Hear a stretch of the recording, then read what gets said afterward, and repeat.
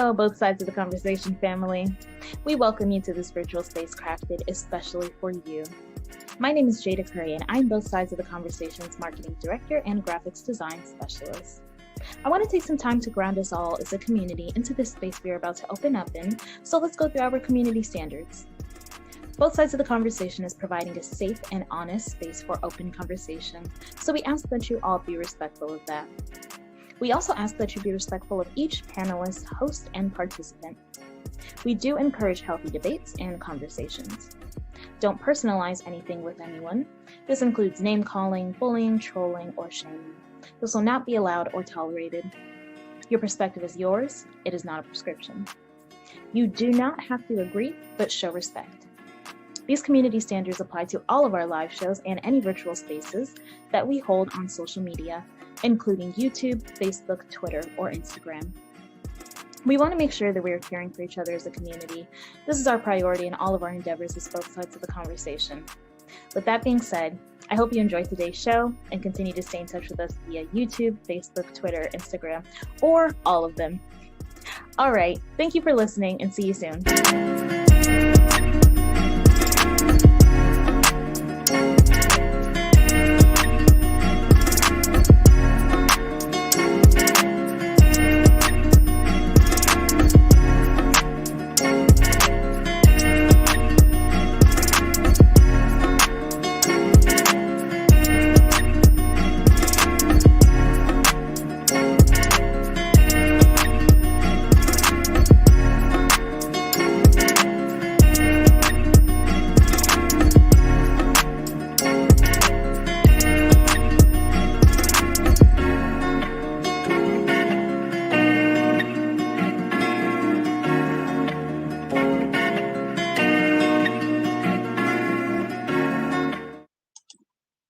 Welcome, everybody, to Both Sides of the Conversation. I'm John Henry, Executive Director.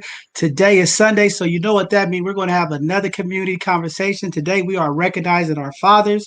Our co-host, Simone Davis, is not here today.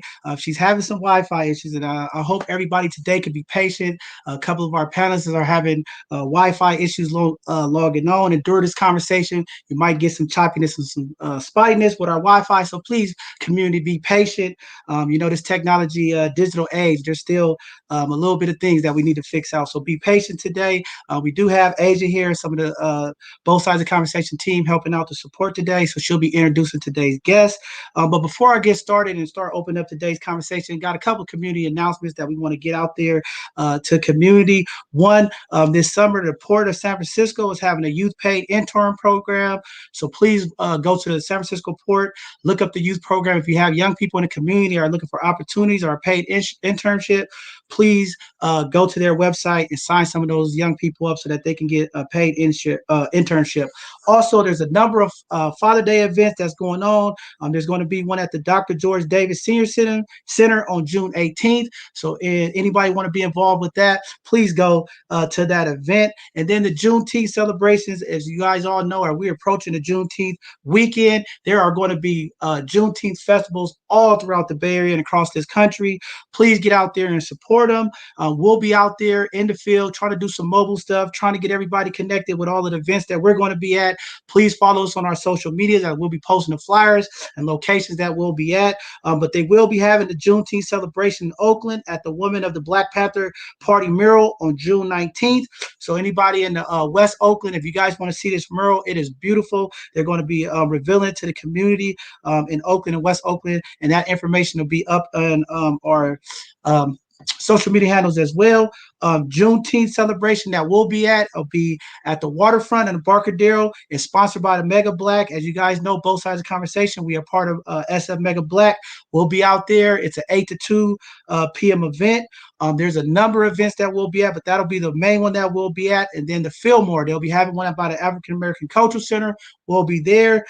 There's one at Mosswood Park in Oakland. The Lake Merritt will be having Juneteenth festivities. There will be one in Hayward as well as one in Antioch. So we'll be trying to get through the Bay Area to a bunch of these events. Again, it's just me. I know people get frustrated. They want to see both sides of the conversation at all these events. I'm going to do my best to try to make it to as many of them as as I can, and we'll be out there with Marco, our videographer, catching some of the highlights and some of the things that's going on. So shout out to Silent Tunes for on the ground with us, catching a lot of this footage as we continue to help change the narrative and make sure that community see what's going on and connecting all of the people. Very powerful events. And then with that being said, I want to give a special shout out to Felicia Jones and her event. She's going to kick off the Juneteenth celebration on Thursday, June 17th. We are all meeting at the City Hall, the steps of City Hall with the Mega Black Watchdog team. This is the rally to kick off Juneteenth. So this Thursday at 12 p.m., 12 to 3, we will all be at City Hall in solidarity to kick off Juneteenth. What does it mean? Where are we at? Are we really free? And talking about some of the issues that's impacting Black San Franciscans. So I want to give a big shout out to Felicia Jones and to the Mega Black Watchdog group. We'll be out there supporting that event as we kick off for all the events this weekend. Please check out throughout the Bay Area. Use Google. If you're still having trouble to find events, we'll be posting them all on our sites, but there are a number of events going on. With that being said, this past weekend, there was a lot of phenomenal events going on in San Francisco as well. Want to give a shout out to President Shamar Walton for making it to a lot of those events. I was at a couple of those events.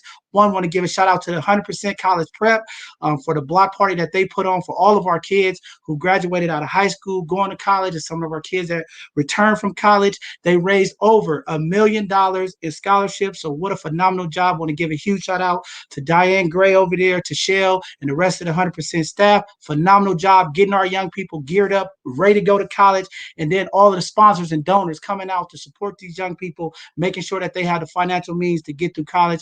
Powerful organization. Happy to be out there and celebrating. We have paraded through the community, and the young people were holding up the checks and let the community know there are some positive things happening in D10, and there are some young people in our community that are doing a phenomenal job when it comes to this education, especially during this pandemic. And then we had the Father's Day event that took place over at Indian Basin. Want to give a big shout out to From the Heart, Maika Pinkston, Kurt Grimes, Peace Park, Ray Kelly was out there, Black Man Enhance, Us for Us, a number of phenomenal community events. They had a basketball tournament for the fathers. They had Clean Slate out there. We had some of the city officials out there. Again, another great event to get our young people, our elders and the young people of the community playing games, connecting as we try to curb this violence that's happening in our community. So what a phenomenal event for them. And then the last event, want to give a huge shout out to Yuzuri and the care crew over there, her and her husband doing a phenomenal job in Potrero Hill, making sure that the community is blessed. I didn't get there when all the festivities was happening. I came in kind of at the end, but I did talk with her, and I just want to give her a huge shout out for doing the things that they're doing. The care program is impacting another organization doing the work for the community up there. So I want to give a huge shout out to the care team and to Yuzuri for all the work that they're doing. And then just want to say to the community, over the last couple of weeks, have been a lot of positive things happening in San Francisco. Thank you guys, all the nonprofits, the leaders of the community, keeping these events going as we're trying to come out of this pandemic, making sure that our young people have things to get involved with, and just community organizations stepping up to bless the community. So with that being said, I'm going to close my mouth, go ahead and bring up Asia, and we're going to start introducing our panelists today. We're going to have a powerful conversation about fatherhood as we recognize our fathers, and shout out to all the amazing fathers out there for all the things that you all do.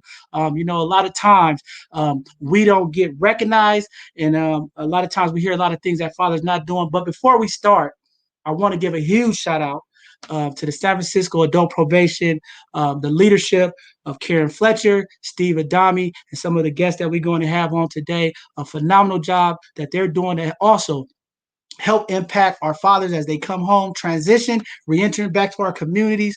We're not going to forget them because they do a powerful job of making sure that we all connected. So I want to give a huge shout out to all of the SF Adult Probation, everybody that's under Chief Fletcher and Steve Adami leadership. I know there's a lot of nonprofit organizations as well. Steve is working and grinding. And I say that brother be grinding, he be grinding. And under the leadership of Claire and Fletcher, just want to say thank you for our fathers and the panelists that's coming on today, because they also wanted to make sure they was handpicked, that you guys get acknowledged as great fathers and the work that you do with the fathers of the community. So we're happy to have you all here as well. So with that being said, I'm going to bring up Asia, and we could go ahead and start bringing up today's guest. Good afternoon, John. And welcome to all the fathers that are watching and will be a part of the conversation today. Our first guest is Victor Williams. He is part of San Francisco Adult Probation and a father. Welcome, Victor. Thanks for having me. Definitely feel blessed to be here. I'm garnishing this opportunity just to shout out adult probation and the things we're doing there and some of the programs that we're doing in the community to acknowledge fathers and impact these families. So thanks for having me. Thank you.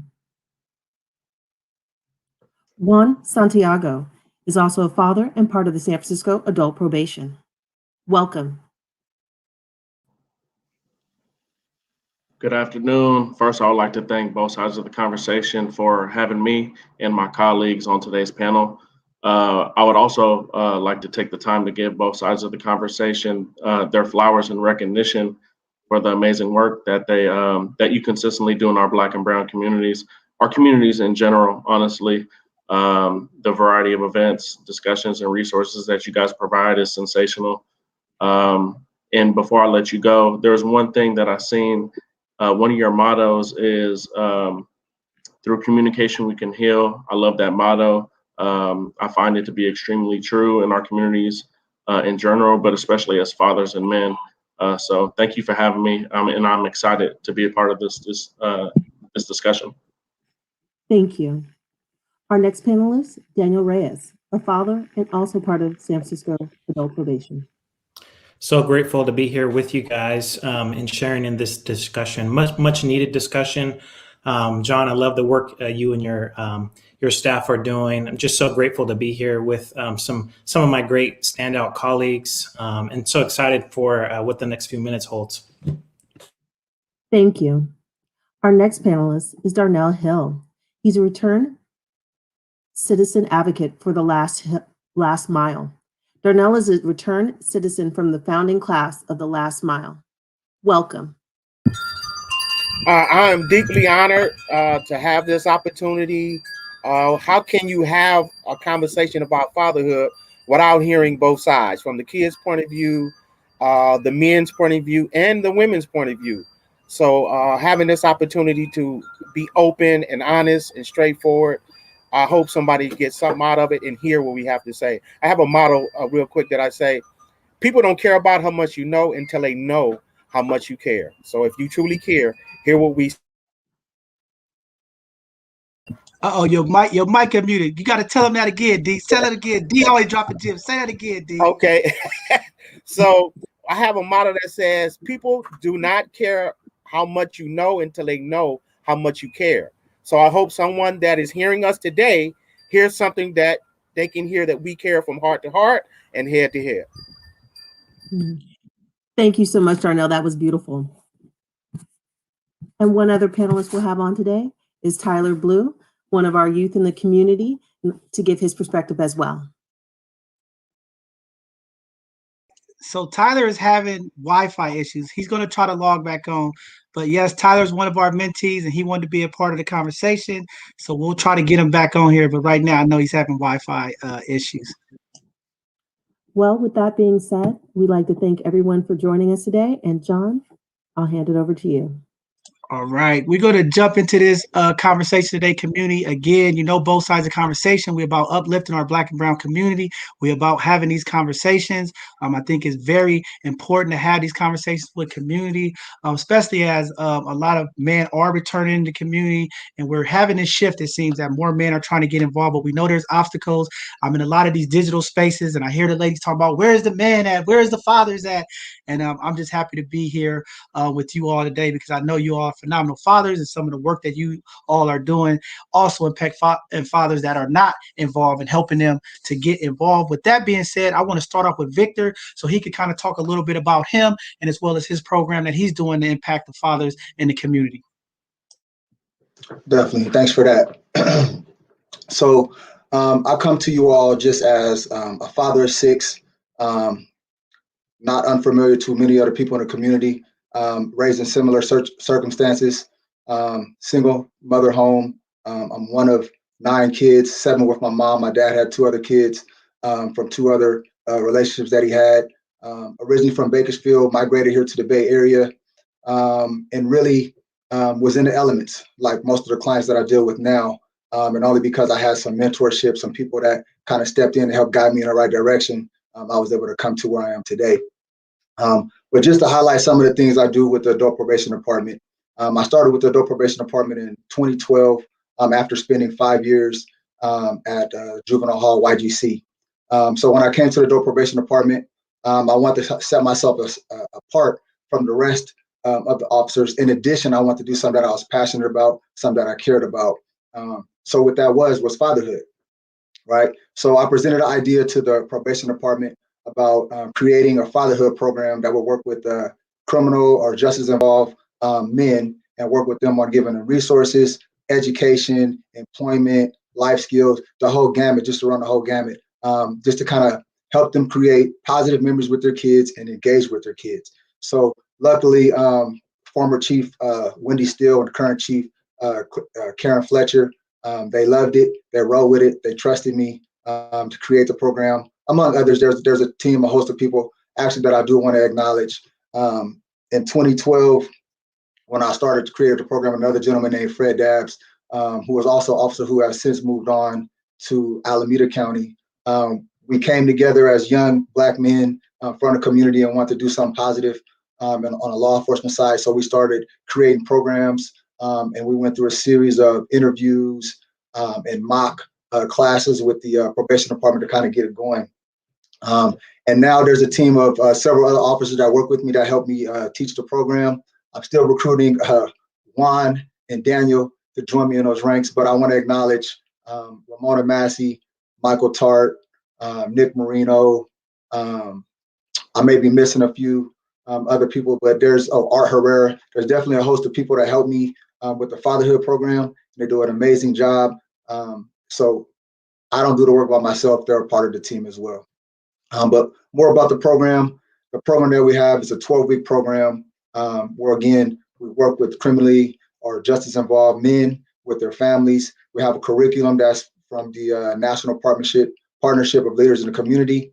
And we teach this curriculum to the fathers, right? This curriculum has a whole host of things in it. It has communication, has sexuality, men's health, has the child support system. And we kind of just walk them through over these 12 weeks, these different elements, this journey of fatherhood, right? And then as these fathers get this and they get these questions, they feel empowered. They have a safe place that they can discuss their fatherhood issues or journeys that they're having. And we really just share and acknowledge these men as fathers and let them know that they do have support and that will help them in their situation and that there's light at the end of the tunnel. Wow, phenomenal. I mean, that's much needed. And that's why I wanted to kick it off with you to talk about that, because I think that's very important, especially men's mental health. This is June. This is Men's Mental Health Month. And, just having those conversations, I think this is the big part of that jumpstart. Having conversations, having dialogue, can start hearing some of those wounds. Because I think a lot of times, when it comes to mental health and having these type of conversations, we veer from it. But again, when you see other men talking, other people that look like you, it opens up those conversations and dialogue. And I think that it really, really impacts us all. But we're going to go down the line real quick before we ask today's first question, because I want Darnell to kind of talk about his background. I want Juan Santiago to talk about, how many kids you guys have and what fatherhood looks like to you all. So we just go move over. Let's go to Juan and then we just move around. Thank you for passing me the mic. Just to give everybody a quick snapshot, I began my fatherhood journey at 21 years old. At 21, I was in college at the time. I was not really knowing how to navigate my own journey and life into adulthood myself. I didn't really have a sense of purpose. I didn't have any job skills at the time. I didn't have any awareness of my mental health, my physical health, or my spiritual health at the time. And I was financially illiterate, just to put it all out there. I was young and I didn't really know my true path and purpose in life. Shortly after that, when I was 25 years old, I had my second baby, my daughter. And then I always say when I turned 29 years old is when my fatherhood journey got really interesting. At 29 is when I separated with both my kids' mother. And I went through the headaches of dealing with the court process of fighting for custody of our kids. And as a man, that's a lot to deal with court and fighting for custody. So from starting my fatherhood journey really young at 21 years old and still trying to figure out my own life and my purpose as an adult, to transitioning and becoming a single father at 29 years old, I would just say that my fatherhood journey has been it's been a journey, and I would say that my experience is battle tested. There's been a lot of ups and downs, but in fatherhood, I think that that's one thing that you have to understand is that things can get really hard, especially on fathers. Fatherhood is going to ask you to leave your comfort zone a lot. It asked me to leave my comfort zone a lot. But that's the thing about fatherhood is we have to get comfortable with being uncomfortable. And the thing about fatherhood is you have to know that there's no way of dodging that process. It's a day in and day out battle that you have to be willing to endure. So that's like a quick snapshot of me in my fatherhood journey, all within 3 minutes. That's cool. Cool. Daniel, go ahead and jump in there. Good afternoon. I just want to shout out all the fathers that are listening, wherever you're at in Bay Area, maybe even across I hear you guys get some listeners in Europe and everything like that across the globe. Huge shout out to all the fathers. And I just want to honor you today. I'm a son of a formerly incarcerated father. And my father was in CDCR, when stuff was popping off, right in the middle of, a lot of, the Mexican gangs popping off and starting out. And so, at some point, when he re-entered the community, he got it together. And I was very fortunate to just have a good father, even though he went through his struggles, being in the system, being on parole, being on probation. And now I work for a probation department and I'm the father of 2 beautiful girls. And just kind of like what Juan says, this journey in fatherhood is really a journey and a lesson in humility. My firstborn, who is 7 years old now, had a lot of, at her birth, she had a lot of medical issues.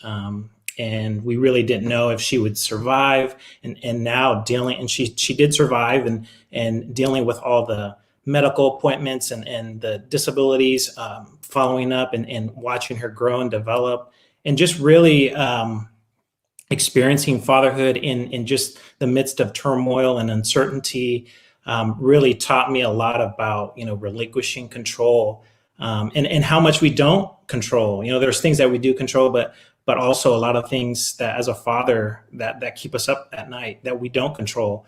And so really a lesson in humility. I also have a 1-year-old daughter who, there's quite a bit of age gap there, a 7-year-old and a 1-year-old. I think part of that was just healing through our trauma, my wife and I healing through our trauma of all the medical trauma of my firstborn. And then now jumping into it with a 1-year-old and just, being baptized in those long nights and, everything that fatherhood includes. And so I'm just grateful to be a part of this conversation. I love what Vic and Juan had to share. And, we catch each other. We are fortunate to work with solid young, men like this. And we get to catch each other in the hallways or, work certain projects together and really just glean from the knowledge base that's around us. So it's a great opportunity. Man, powerful stuff. Brother D, get in there because I know you got a different story, but it's powerful. Go in there and jump in there and let's bless the community. Okay, first of all, I want to say, man, I deeply respect and honor the fact that I watched you begin this process from the very beginning, and it's great, man. I'm very proud of you. The second thing that I need to say before I talk is I want to honor the mothers that are, took the father role, right? I was a, single parent mom who had some toxic relationships with periodic men, and it was crazy because as a little boy, I thought between the ages of 5 and 8, right, that if my father was here, nobody would abuse my mother like this, right? So I tried to be that father figure to protect and support her, but I was too young, I couldn't do it. But I did learn this, that fatherhood doesn't start when you have a child. That's one of the biggest misconceptions, that fatherhood, when does fatherhood start, right? Well, biologically, yes, you would have a child, you become a dad, right? But the reality of it is, a lot of us that grow up as men, we start taking care of little brothers, little sisters, little homeboys in the neighborhood, right? Taking responsibility for the household at very young ages. I learned how to cook, clean, all kind of things as a young man, how to iron my own clothes, all of those things, right? So fatherhood starts at a very big young age, and sometimes out of the scope of being a biological father. So one of the things that I do, to get a little deeper into my story and to keep it short, I had an experience with my father because I was always wanting my father to be in my life. He was a professional singer at one point in time, and he gave his career up, right, for drugs and alcohol, like they was doing back in the 60s, in the 70s. Everybody was getting high. And so he gave his career up for that. So my mother kind of kept us separated. But all throughout that time, anytime I spent time with my father, I never felt that he didn't love me. He didn't care for me. He wasn't a provider. I didn't have those feelings, right? The reality of it was, every time he was around me, I felt secure. Every time, even though I was upset about his disappearance, not keeping his word or his promises, I did have those periodic moments of being upset. But the reality of it is, I ended up gaining a relationship with my father by the time I was 22 years old. And we ended up getting incarcerated together because we went out and committed crimes together. Now, what's ironic about that is, not only did we go out to commit crimes together, we went out and got high together. We used weapons together, all of that stuff, right? That's not normal for a father and son to do. But the part that I want you to focus on as we get deeper into the story is the fact that how I overcame that hurdle of incarceration, because our incarceration was so serious and severe that we ended up getting life sentences together. So as a little boy, 22 years old, the reason why I'm saying little boy, because at 22 years old, my age was 22, but I was still 15, 16, 17 in the head, right? And so by the time we got sentenced and convicted, I was able to sit in the cell and ask my father all the questions a little boy would ask. Where were you? Why haven't you sent me birthday cards? Why weren't you there when I got hit by a car? Why haven't you been to any of my tournaments when it came to martial arts or boxing or being in sports events? Not one tournament he showed up to. So I quickly realized in that process, my father went back to his adolescent state of mind and embraced his childhood, right? I can see it in his eyes. And at that time, I realized it was up to me to be responsible for who I am and what kind of legacy I want to leave on this earth in spite of me being incarcerated. So that's when my journey began, in working with the company called Centerforce, which is a nonprofit where we help young men and women integrate back into the household or into the community, right? With a support system with going to court. I heard somebody talk about family court. I go to family court, help people argue their cases, help them understand what the judge and their attorneys are saying to them, help them fill their paperwork out, all of that, get back in their children's lives, learn the questions and things they need to do to get back acquainted with their kids. And Centerforce is one of the major ones. I mean, not Centerforce, but the Last Mile is one of the major ones where I'm a returned citizen advocate. And one of the things we do is we get men and women and youth, teach them how to code while still incarcerated. While they're still incarcerated, we teach them how to code on computers. They don't have to choose this field when they get out, but we give them that skill set. Once they get out, we not only give them the pathway to employment, but we also give them the pathway to success. And this is the only program in the United States that is doing a program like that. They're teaching men and women and youth how to code while they're incarcerated so that they can have a pretty good maintaining life once they get out. And we help them also with the returning back into the household as well. Powerful stuff, D. You didn't tell him how long you was down and how you didn't think he was coming home, but look at all the stuff you're doing. Like you always tell us, you're sitting on there. D comes up to the juvenile hall with us in San Francisco, mentor youth. Plus, he got a lot of other programs that he's a part of, and now he sits on the judge panel. You didn't get to say that, but I'll let you get into that a little later. Powerful story, powerful brother. I mean, y'all see here, great man on here, different walks of life. But again, men of the community stepping up, doing their thing. And I'll just throw mine out there. I was a single father. I understand the obstacles raising my daughter. And one of the things that we're going to get to the questions is, when we talk about fatherhood, a lot of times community don't understand. I didn't know I was a 17-year-old father. Nobody gave me a book. I didn't understand all the stuff that I needed to do. You just kind of learn on the job, right? So I always say, when people say, well, you're a great father, John, I say, well, I did what I could do. I won't take the honors of saying I was the best father. I just did what I could do. I knew what I needed to do: provide housing, provide food, sustainability, be involved. But I did have a commitment to my daughter that I would never leave her, because I know what it's like. My dad left away from our home. It was a lot of pain and trauma. And I'm trying to figure out why. And I want to get into that conversation a little, some of the things that our young people go on. And I know Tyler's still trying to get on, because I think he has a great perspective as well, being a young parent, having those issues. And I think as fathers on here, we could definitely resonate and really give the tools to the community how to navigate that. My guy Charles is going to be logging on as well, Charles Ryan. He'll be giving his perspective as well. Do you want to jump on that other screen? Is that what you're trying to do, log in? I see. Okay.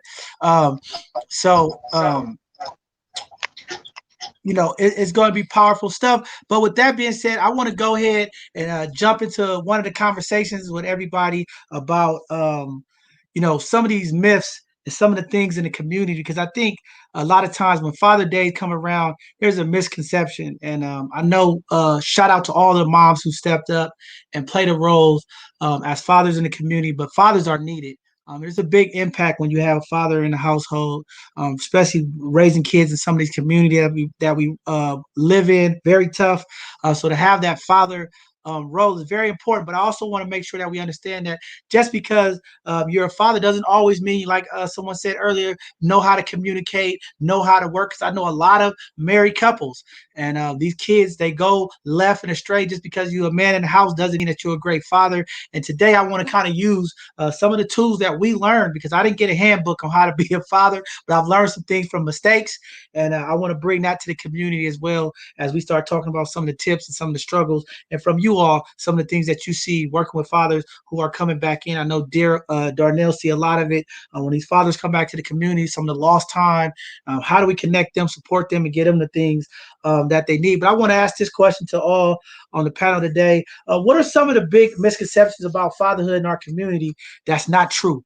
From you guys' perspective, I know we hear different things, but it's a lot of misconstrued information about fatherhood that's not true. And I want to open up the floor and let you guys kind of answer that.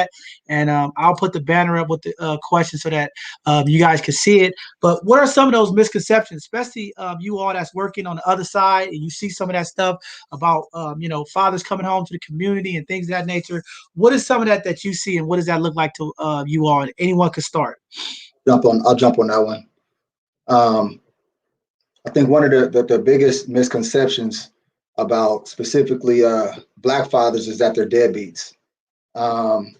I work with a lot of clients from a lot of different backgrounds, and for various reasons or circumstances, they can't be involved in their kids' lives, and it's not because they don't want to be.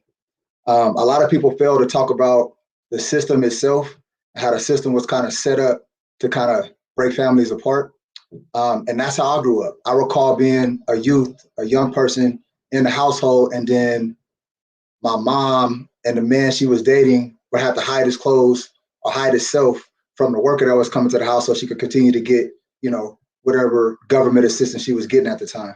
So that just has perpetuated. I think that still goes on a lot today. But in my experience, fathers want to be involved in their kids' lives, but there's barriers that just need to get removed. And it's a lot about educating. People don't know their rights when it comes to their children. So it's just a matter of creating a space where these men can get the information and talk about it. And that's really what my program was created for, and that's really what we try to do. I think Darnell talked about being an advocate in the courts and going to see that. I think that's huge, that's pivotal. And Juan talked about it too. A lot of men don't understand their rights and that they should go to the court to present their case. And when I say case, I'm not talking criminal. I'm just talking about state their reasons why they want to have their kid and what days and how much time they want to have with their kids. Because if you fail to go to court, you basically saying you don't want to say. So mom's going to get full custody because you chose not to show up. So just small little things like that, and debunking the myths about fatherhood and the systems, even child support, things like that. Get that information out there, and people can make more of an impact and be involved in their kids' lives. Man, that is powerful, and I'm gonna keep pushing, and hopefully we could get some of you all, and I know I'm talking to Steve, to come do some of that educational Thursday, especially for some of the people who coming home. I've heard a lot of challenges when these guys come home, having a background, going to court, they get discouraged and feel because they have a background that I can't do anything. So definitely, I want to invite. I got to talk to Steve about that, and maybe talk to Karen Fletcher about putting some of these educational Thursdays together from you guys' perspective, how to help navigate some of these brothers and sisters, and get them in there, because that's very key. And I hear that a lot, Vic. So I'm glad you brought that up. This system was designed, and we have to be honest. And that's one thing that we are here. We're very transparent, we're very respectful, but we got to have a real conversation. And this system was designed to break Black and brown families. We see it too often. A lot of men get discouraged, just like you said, even going to court because they feel that the system is pinned against them, especially in family court. And we've had Karen Roy on here from Child Support Services. We're working with them. She's going to be doing some things for the fathers in the community to help them get off of child support. Got to reach out to her, though. So, one thing is getting the information. The other thing is applying it. But just glad to hear you say that, because I know a lot of times brothers and sisters, they get discouraged with the system, man. They don't want to go in there because they feel like they're not going to get something. But definitely, if we educate them better, give them the tools, give them the information, definitely a great fight to have, because we do want our dads involved. And I know there is a lot of dads who want to, but they do get overwhelmed and feel like the system and what they've been through is just not worth it, because they just feel like they're not going to get what they're looking for. So definitely great point. Bring that in. The next person. One more thing on that. Go ahead. I just want to add that even though you may get discouraged, don't stop pushing. Ultimately, always think about your kid as the end result. Man, I'm a probation officer. I got a master's degree, and I've still been in the system, the family law court system now, and I feel like, they're against me. And I got all these positive things going for me. So don't get discouraged. Keep your kid as the focus, as a priority, and keep pushing towards your goal of being involved in your kid's life, regardless of how unfair you may think it feels. No, definitely. Can I say power. Yeah, go ahead. Jump in there, D. Okay, Vic says something very important. When it comes to that barrier, it's very important when it comes to the barrier of being, blocked away from, being a parent, not showing up to court. One of the things that most people don't realize, that it takes a long time to get over the hurdle, is arrested development. When you've been through enough trauma in life, right, where your focus or priority seems like it's not with your children, right? Tap into that little child within, because that's what I had to do. I had to tap into that little child and see where I would stand, right? If I wanted to reach out to pops or moms or whatever, where would I stand? How would I go about that process, right? And so you can make yourself available by seeing it from that perspective. A lot of times we were taught wrong, right? And that's just the reality of it. Some of our parents teach us some of the wrong information, or teach us information of what they have, and we just go from there. And sometimes we can learn more down the line. But the key thing that I wanted to say, John, really was, when it comes to going to court, family courts are really built so that both parents can be involved in a child's life. And Vic is right. If one parent or the other doesn't show up, you are going to be labeled and deemed as a neglectful parent, right? They always put neglect inside their court paperwork. And people say all the time, man, I don't neglect my kids. I said, that's just a statement they use in the process of the court. Your presence in the court and you being determined to be a part of your child's life will erase that immediately. Don't focus on the words. Look at the process. Man, that's very powerful stuff. I'm glad you said that. Daniel Arwan, you want to jump in there?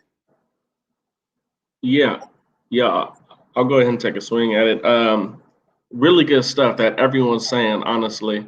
Really good stuff. Some of the misconceptions of men and Black and brown fathers, one is that there's no presence, and that's totally false. I actually just had this conversation the other day.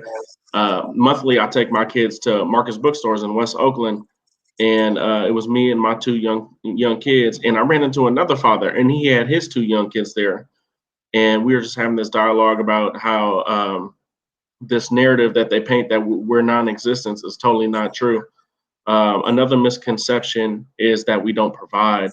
And when I say provide, I'm not just talking about things of materialistic value.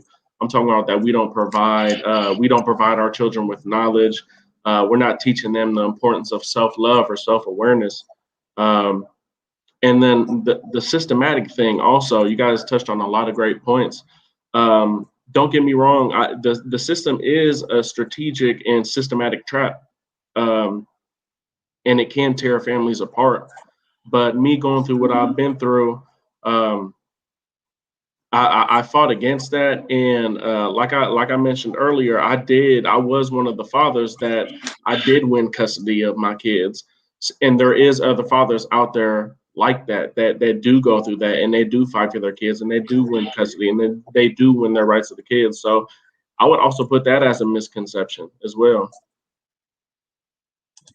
Wow, that was powerful. Great stuff. I'm glad that you really hit on that one. I think that's very powerful for community to understand, because as men, and sometimes that's what we think. It is about the monetary thing, and money is a part of it. Yes, we need the financial support. I know a lot of women talk about that in the community about we need the dad to spend money, and I agree. Like there's a financial component, but what you said is priceless. I think the educational component, the time, being able to interact is just as important as the monetary thing. And I think a lot of times when we're in these courts, it's always money to seem to overpower everything. But I think having that interaction, being able to be involved with the kids is just as valuable as the dollar amounts that sometimes get portrayed out there. So thank you for sharing that, because I think that's an important point to highlight for community. Brother Daniel, you want to jump in there?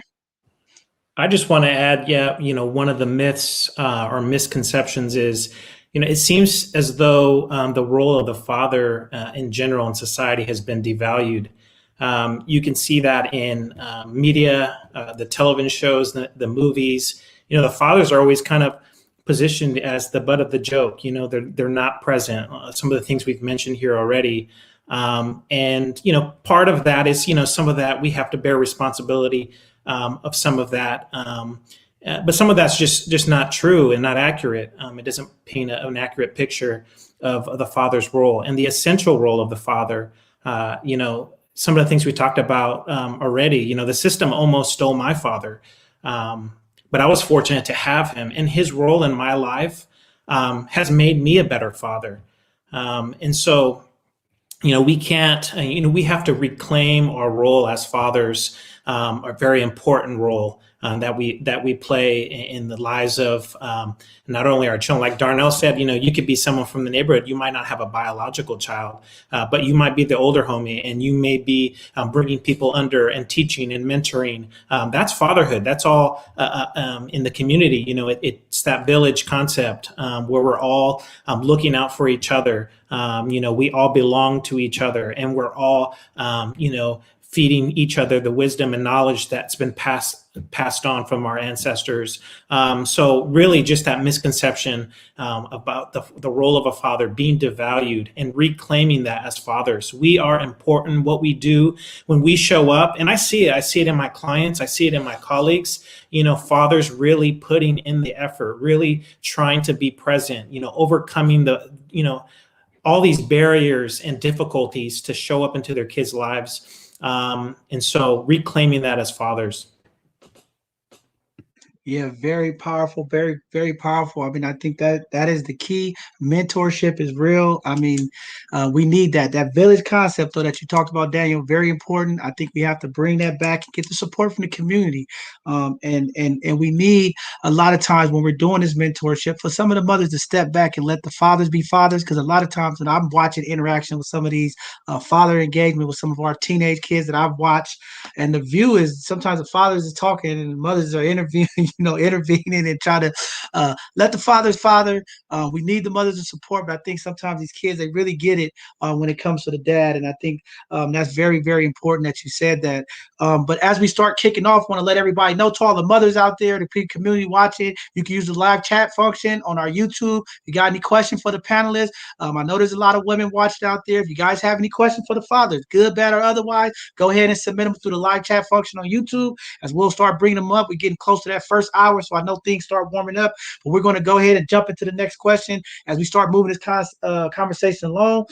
This question for all of you: before you were a father, you had one ideal of what fatherhood looked like. Now that you all are father or experienced this fatherhood, has it been the same or has it changed? I jump in again. Growing up, I thought like fatherhood was just fun. That's all I thought. Being a pop's gonna be so fun. I'm gonna get to teach my son to do this and do that, and I'm gonna love it, right? But as a father now, it's still fun, but don't forget to come work with it. You know what I mean? And then once you're a father for the rest of your life. You know what I mean? It ain't even be until they're 18. I got a daughter that's gonna be 18 in a month. Even after she 18 or 21, I'm still pops. You know what I'm saying? When she 30, when she 40, I'm still pops. So fatherhood never gets turned off. You know, once you have a child, that's for life. You're gonna have that responsibility to, you know, provide, protect, mentor, whatever, for your little ones. And they're always gonna be that little one to you, even though they may present to the world as a grown person. So I used to think it was just fun. It's fun now, but it's a lot more things that come with it. Man, that's deep. I'm glad you said that, Vic. Your young fathers out there, you know what I'm saying? A lot of time our teenage parents, they think it's cute to have kids, and y'all just heard Vic. It's a long, long, long journey. It is real. I see it. My daughter's 24-year-old. She's down in Miami right now. I got a grandbaby, and I thought, hey, my daughter turned 18. I could just go live my life, and it don't work like that. You're still there all the way through. She's out having a good time, and I'm making sure everything on this end is taken care of. So that is a true point. Glad you said that, Vic. Young fathers, listen. It's all cool to get the little Jordans, you know, and the nice little outfits and say I'm a dad on Father's Day and around the community. But let me tell you, like Vic said, that work is real and it never stops. So that's another point that we need to let our young people know in the community that fatherhood thing continues to go. Anybody else want to jump in there and talk about what they thought fatherhood was and has it changed or been the same? Yeah, myself growing up as a teenager, you know, and my father was there. My father was present, and he did a great job. But as a kid, being naive, I thought being a father or a parent was just being like a hotel, right? You provide your kids with shelter, you provide your kids with food, and that's all it took. But when you become a father and you become a parent, it's way more detailed than that, right? It's consistency, stability. It's about holding yourself accountable, being attentive, all those things, providing, teaching, protecting. It's all of these things. So definitely, as soon as I became a father, that was the awakening that I got. Wow, deep. Shock and awe, as they say, that shock and awe moment. I would just add for me, I think, you know, when I thought of fatherhood, I thought of much of it, including the activity related to your child. But it wasn't until I was much older and already into fatherhood that I realized the crucial part of fatherhood is self-work. If you're not doing the self-work, you know, if you're not working through your past trauma, even the trauma as it relates to your childhood and your father, you know, you'll work it out and you might work it out on your child. So I think that key thing is really doing the self-work. And good fathers, it flows from men who have made the choice to do the tough self-work, to do the excavation internally, work through their trauma. That's where, you know, like a broken clock, you might be able to get it right without working through the trauma. But in terms of sustainability, longevity, doing the tough work of excavating all that trauma and doing the self work, that's where, you know, fatherhood should, I think, in my opinion, flow out of. So I just wanted to make that clear. Man, that was deep, man. You've been on point, D. Daniel, you've been doing it. D, you want to jump in there? Then I got a couple of questions from the sisters. The queens is putting the information. I told you it's going to start heating up. They got questions for us. I got some other questions, but we'll start answering some of their questions. But D, go ahead and talk about what you thought and, you know, with your dad or whatever you want to talk about, and then we'll start answering some of these questions. But the first one, Naomi put up, what advice could we give fathers to give the teenage boys about peer pressure? I think that's a great question. But go ahead, D, and then we'll jump into these questions. Okay, first of all, of course, parenting, fatherhood, or being a mom, yes, it has changed due to technology, right? Perspective. Children now have a lot more choices when it comes to sexuality, career choices. Because now I can work from California and have a job in France by still living in California, right? This is what the kids are having right now. They can have communications and friendship all over the country. I couldn't do that. All I had to do was go down the street or around the corner. That's as far as I could have went, not unless I got on a bus, right? But the reality of it is, yes, the there's a gender divide between parenting that has to do with technology that can enhance parenting because, like we was talking about earlier, we didn't have books. We had the experience from our parents or great grandparents. But now, if you have a question about something like, and it is not that you can believe everything you see on technology, but there is a lot of good information out there about parenting, especially when it comes to how to engage your children. I remember sitting up and couldn't tell a child how to do math or reading, right? But now it's all in technology. They can do technology better than most adults. And so now we have to depend on them to a certain extent, not less being experienced in that area. So that's the major change that I see that's happening right now. And if we don't do something about it, there will be a disconnect between the parent and the child. So there has to be a lot more communication in terms of how to use social media and still be engaged with your children. Wow, powerful stuff.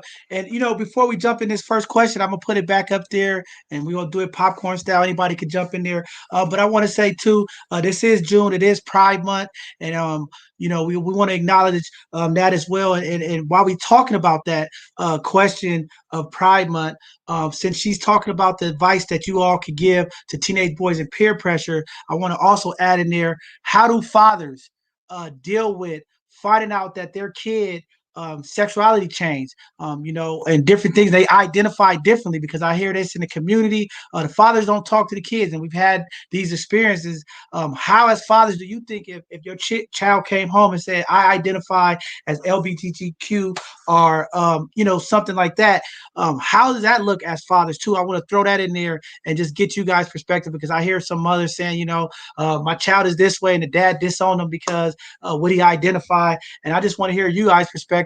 How do you handle that situation? Is that something that we even thought about? You could be clearly honest, and if you don't know, that's good too. But what advice could you all give to some teenage boys and peer pressure? We have some mothers out there who have children, and they might be dealing with this. That's single parents or whatever.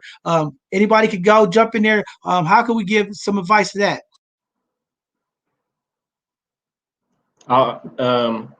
I'll jump in.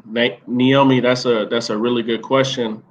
What advice can fathers give teenage boys and peer pressure? I think that I look at fatherhood as a competition, right?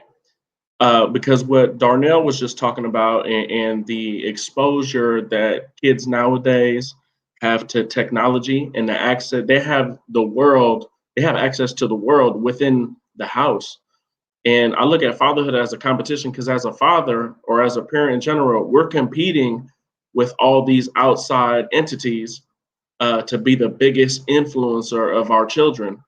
So I feel that we have to constantly compete with YouTube, Instagram, celebrities, teachers, whoever, to be our kids' biggest influencer.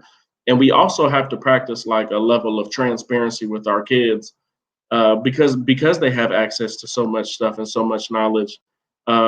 If you don't answer some of their questions, they could access it easily, right? So it comes down to that point where you're gonna have to practice transparency with them and have some of those difficult conversations. And that's where you kind of just take hold of, and if you're communicating about a lot of things, you could avoid some of the peer pressures that might blindside them, honestly. Wow, Can I hit on right quick, John Henry? Yeah, go ahead, jump in. Okay, so when I've made that statement, no one cares how much you know until they know how much you care. that's strictly coming from the competition that is in parenting now with the influences, of peers, right? And parents usually win because they stay consistent with the second opinion instead of trying to dictate and control. Anytime as parents, as we all know as a parent, right, it's hard to dictate and control your teenagers. Let's get to the teenage part, lives, right? Because they feel like your opinion is too far behind of what I'm living today or dealing with today.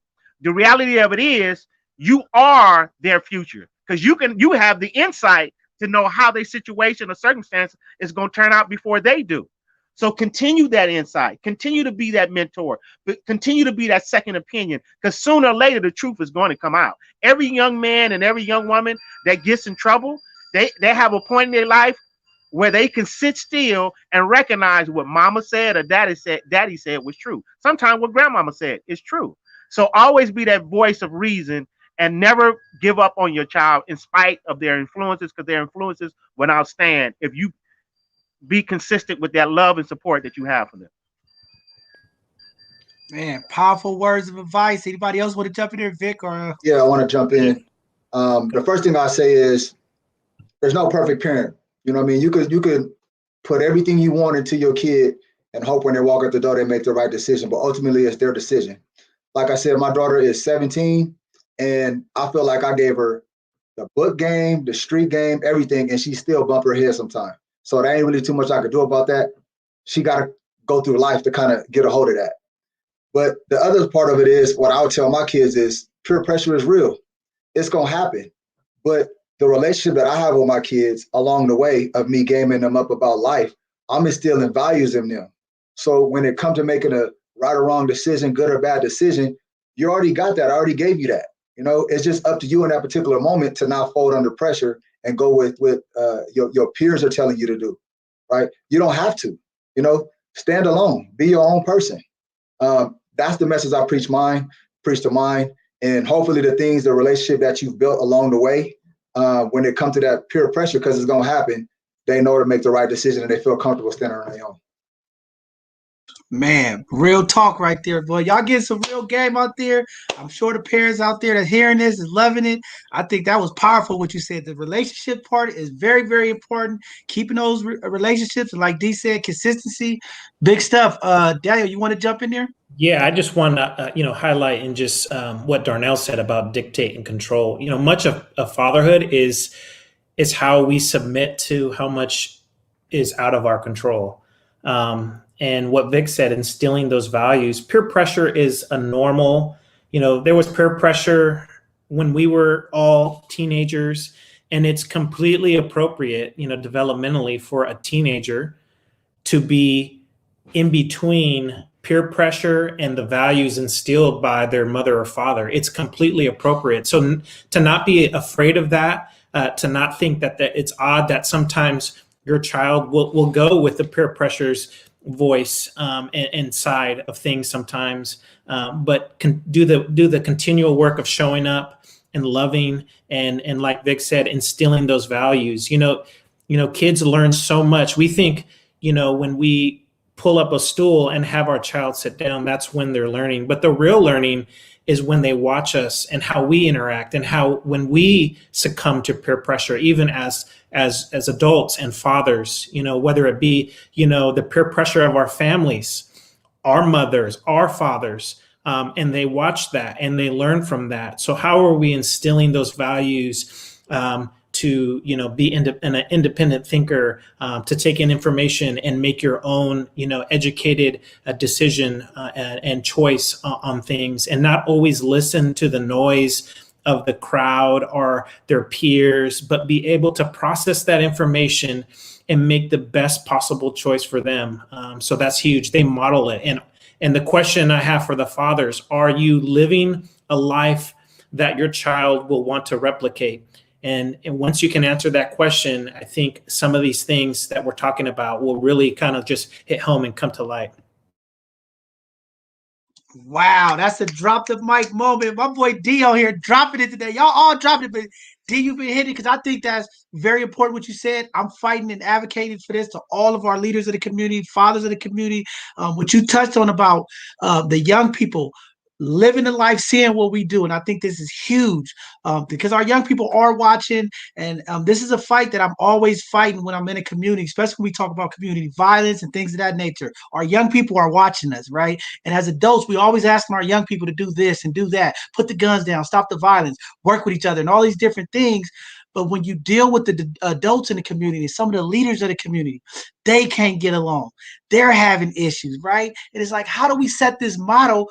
Because you're asking this kid to put down a gun and work things out. But as adults in the community, we can't even work together. We can't even have a good conversation or a dialogue or a disagreement without it going left. And I think that's just powerful, what you said. So fathers out there, like Brother Daniel said, walk the walk, okay? And this is why I'm so big on integrity and I'm so big on these ethics, you know, and what we do and how we perceive ourselves, especially as fathers to our young kids. And I think you hit on it great because they are watching us. And if we're doing things that are not ethically sound or in the principles and values, these kids pick up these habits. And going back to what Vic said earlier about the traumas and the things in the past, like they hold on to stuff. And I think Darnell hit it about they go back and look at these images from when they kid. And I think that's that trauma that's ongoing. And I think that's why this work of mental health must continue to go on. We must invoke this mental health with our kids very young because this is what really triggers them. And again,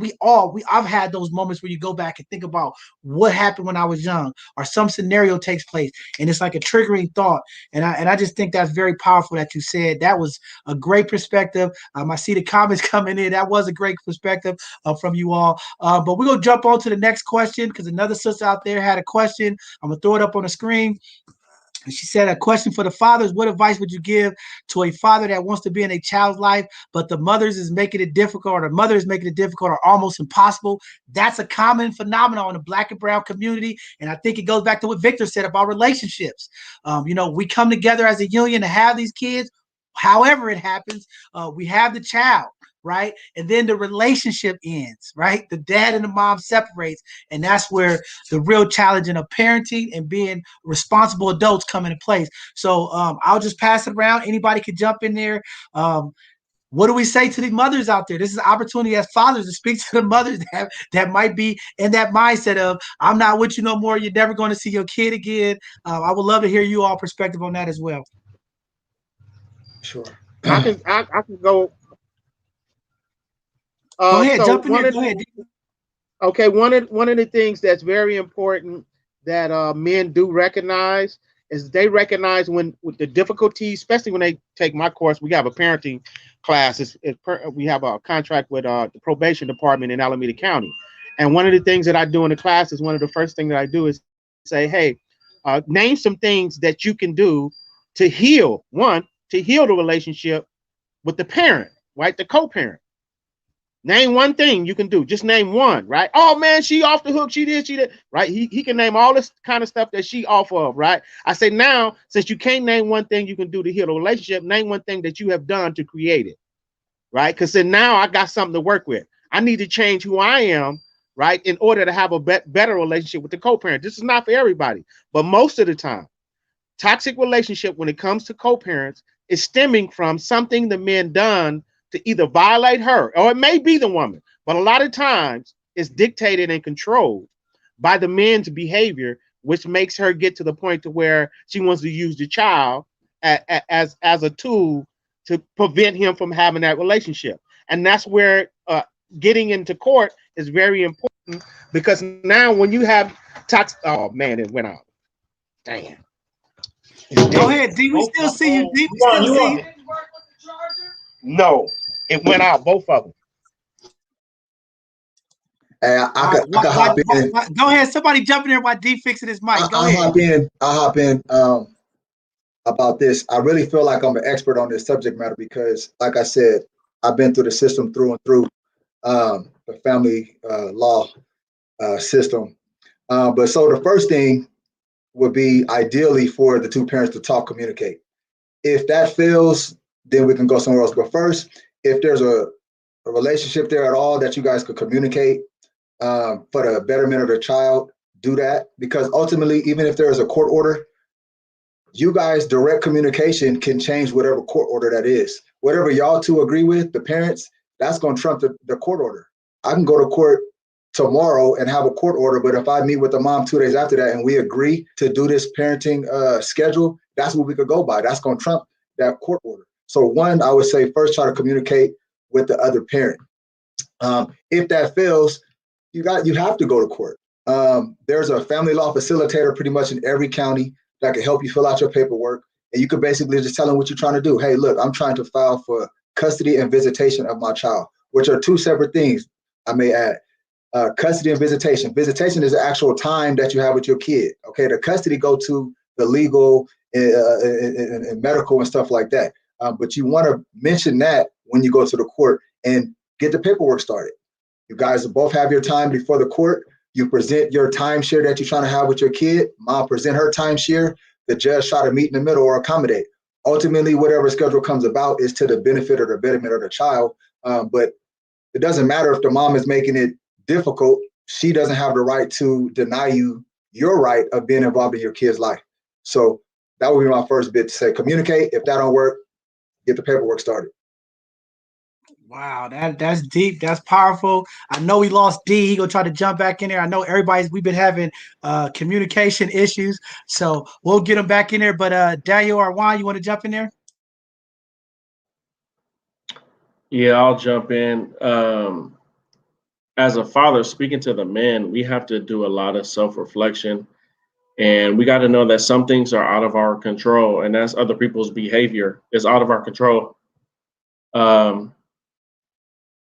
Like John was saying, everyone's not meant to live happily ever after.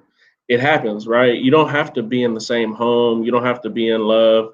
You don't have to be best friends to provide your child with the comfort of peace of mind and letting them know that they have a family that they could rely on at any time. I think, and that's why I say self-reflection, and you have to look internally, is because part of being a great father is showing your kids, your sons and your daughters, that you honor and respect their mother under any circumstances, whether you guys are together or not. Because I see broken homes and lack of cohesiveness, and it's really plaguing a lot of families. And it's a terrible thing to see. So you just have to self-reflect and look internally on how you could try to better that situation and be persistent. Yeah, I think that's very important. Very important. Daniel.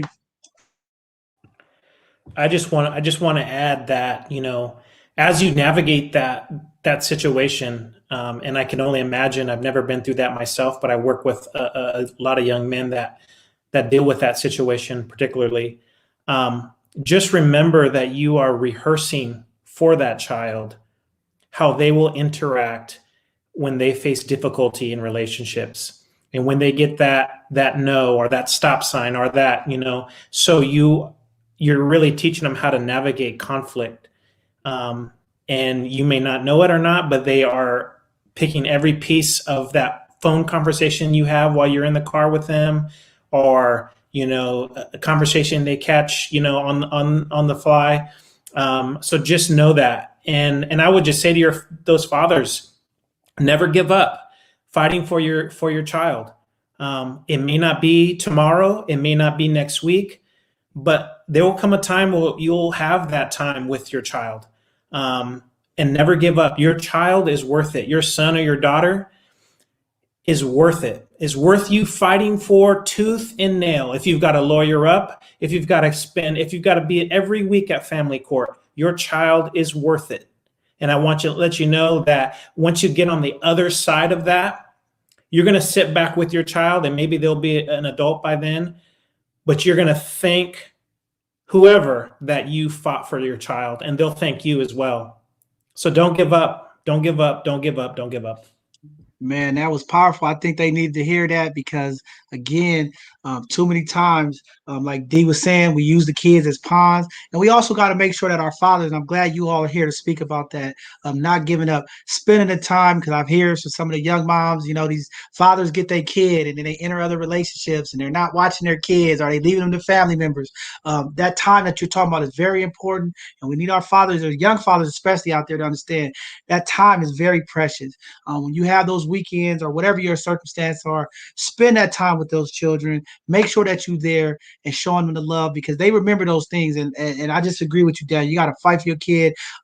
Even when I was going through my parenting, there was some ups and downs, but I was committed to making sure that I was there and I was going to be very impactful in my child's life and letting her know that I care, I love her, and support her. And that was my fight the whole way through to make sure that she knew that. So that was very powerful. You said it. Vic, you want to jump in there?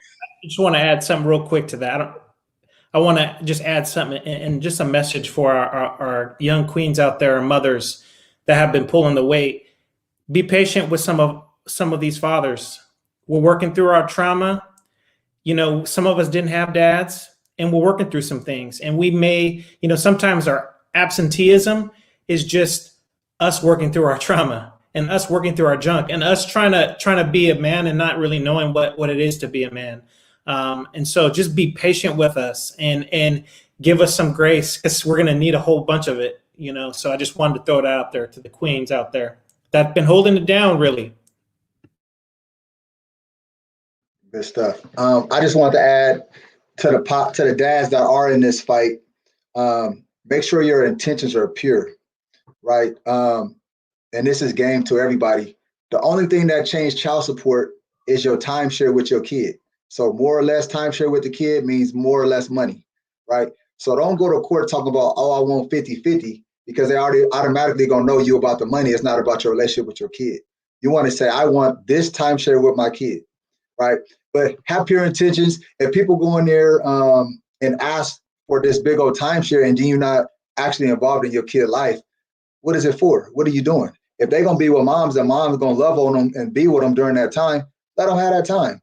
Unless you could really dedicate that time for your kid, that timeshare, then don't go in there trying to flex. I mean, just respect it and do what you can when you can. Maybe later on you guys can agree you could do more time, but don't try to, make it 50-50 if you can't hold that. Man, that is very powerful, Vic. I am glad you said it. These brothers is dropping gems there. I hope the sisters out there, the young brothers out there, they dropping gems. And I think that's very important. We had Karen Roy on here on this show. There's some things behind the scenes with some of the Senate bills to change some of this, right? Because I'm in a big favor of getting the money part out of the way, right? And I've always had an issue with that time thing, right? Because then it's like people are doing stuff for money. I think it's time that we have a real look at how the financial part is presented in the courtroom. Because again, let's look at both of the families' income and let's set aside what that number is for the kid versus the time or not, because then you'll really find out the true intentions. Because I know a lot of time, sometimes the women want all of the time for the money benefit, and then a lot of the guys are asking 50% of times they want to get off the amount that they pay. And I think it's time to have a real conversation and look at what does it cost to take care of this kid, and then look at what that amount is and have that set amount regardless of the time.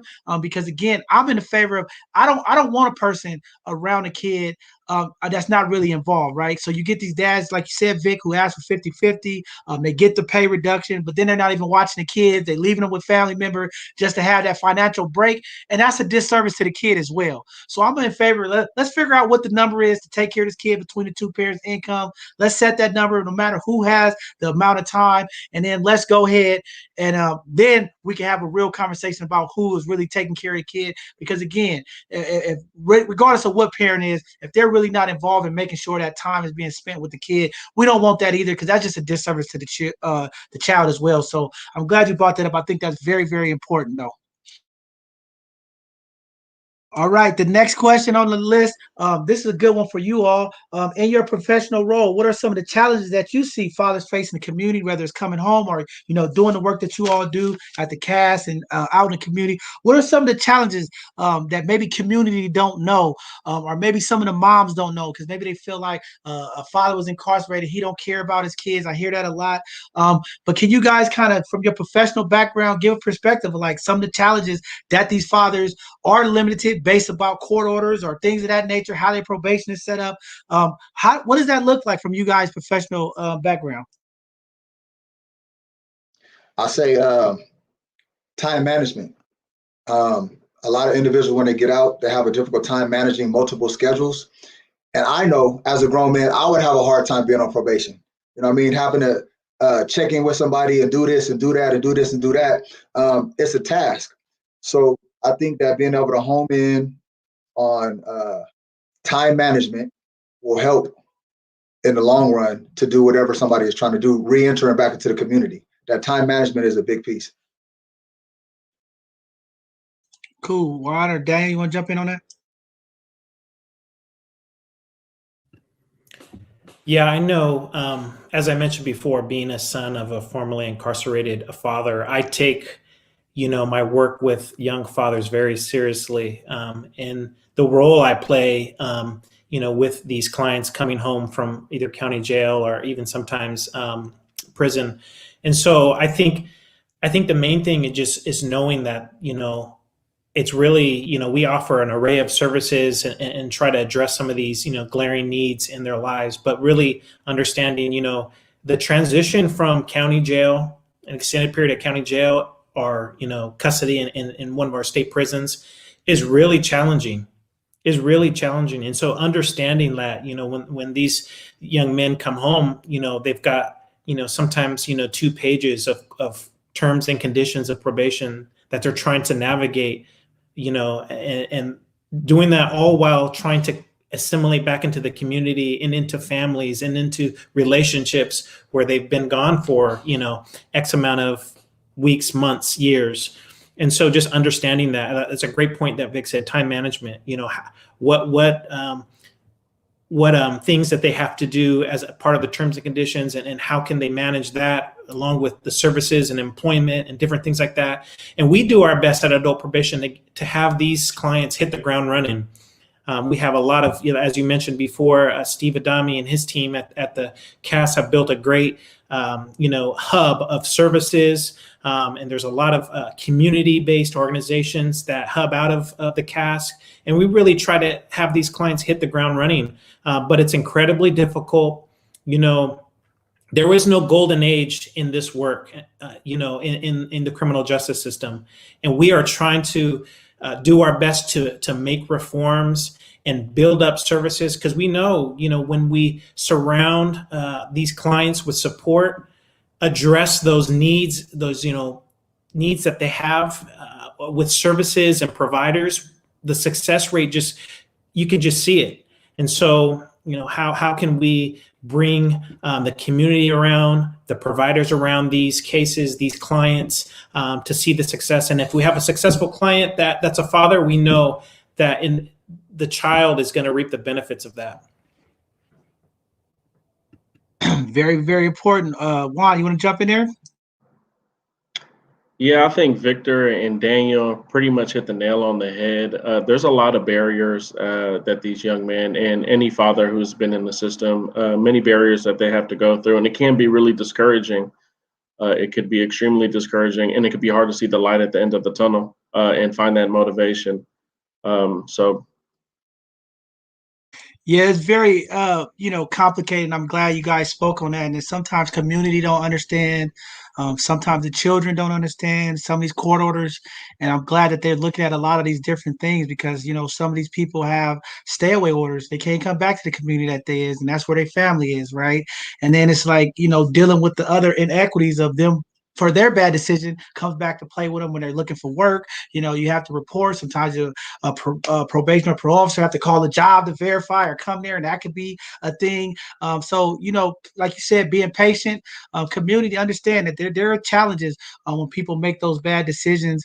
Unfortunately, they made those decisions, but, how do we really look holistically around to really help to impact that fatherhood and that opportunity, because it is a challenge that they have to deal with. Some of these guys have to go to work with ankle monitors. It's a lot of challenges. So being patient, being understanding. Some of the mothers in the community that are single parenting and these fathers coming home, like Daniel and Vic said, it can be challenged with time management, trying to be there, curfews, different things that affect different people coming out of the system, reentry to the community. So I think that is very, very important that you said that. More questions are coming in from the community, but I want to answer two more before we jump into two more of those. From you all perspective, I know you talked about Steve and what the CAS is doing. What kind of support can our local nonprofits and community agencies really do to help the fathers in the community? I know you guys know some of those programs, but the real support, what does that look like? How do we get them to these community organizations to support these fathers as well?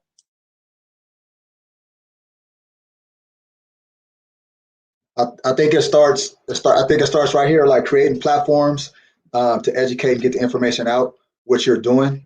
In addition to that, once information is out there, people got to be willing to go access it, right? So now that we put it out there, San Francisco Adult Probation got a fatherhood program that's for justice involved. And when we say justice involved, it just means if you got a ticket 10 years ago, you justice involved, right? We'll work with you. Just come see us and we'll work with you through your fatherhood journey to try to get you right. But coupled with that, there's other programs. I know Darnell's from Center Force, which is connected with Alameda County. And then I know there's Homeless Prenatal had a fatherhood program. I think there's also a Father Corps in Alameda. And then there's like national programs that here in San Francisco that I attend. It's a conference every year in LA, and then they move it around and have it to different states where everybody comes together and kind of shares information and technology about the latest fatherhood, whatever, to help the families. So I think it starts here, but once people get the information, they got to do something with the information. Wow, I think that's very important. I definitely want to connect, and I hope I can reach out to Steve later to get some of those organizations. And that's why this Educational Thursday is very important, because every show we're trying to get the resources. So definitely, Vic, if you have any of that information offhand, if you want to put it in the chat, I'll put it in a banner like the organization's website or something. I'll put them up there so people can know, because that is very important, having these services and things of that nature. But like you said, this conversation is real, and that's why I said this was a very important conversation. Not only to recognize our fathers, but talk about some of the issues, some of the challenges that the fathers face, so that community know, because sometimes there's people in the community that just don't understand the challenges, and they just, going about their day-to-day work life. They just like, why this person can't do this? Why he's not doing this? But again, you guys are really talking about those obstacles that impact the day-to-day of some of these fathers. And now community, we could come together and have these think tanks. How do we help these fathers that's coming in for reentry or leaving out, because they go out of the community and they come back. And then what about the families and the fathers that's here in the community?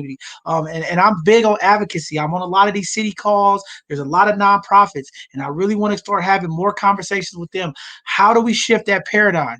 There's a lot of services out there for the women in the community. Not saying that the women don't need it, because they need a lot of services as well. But I'm going to tell you, I'm on these calls, and there are not a lot of community organizations talking about how to impact the community fathers. And the only time they do talk about impacting community fathers is typically for reentry or someone that did a crime. And I want to change that, because there are single fathers in the community that are working, trying to do things, but where are the services at for them that don't get in trouble? It seems like we only focus on the father support when it's dealing with reentry. And I want to get some of those dollars circling in the community when we have young teenage fathers who are looking for housing, looking for support.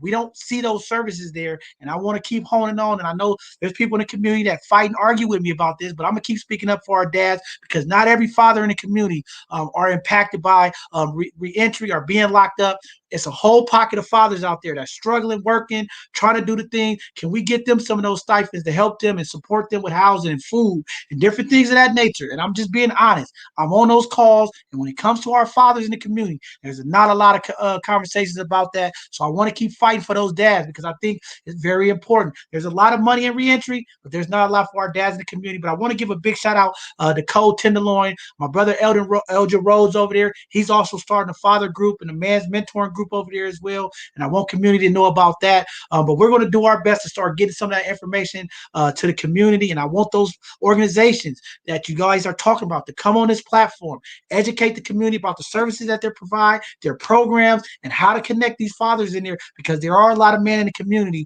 that want to do the right thing, want to get involved. These parenting classes, I think, is very, very important and needed.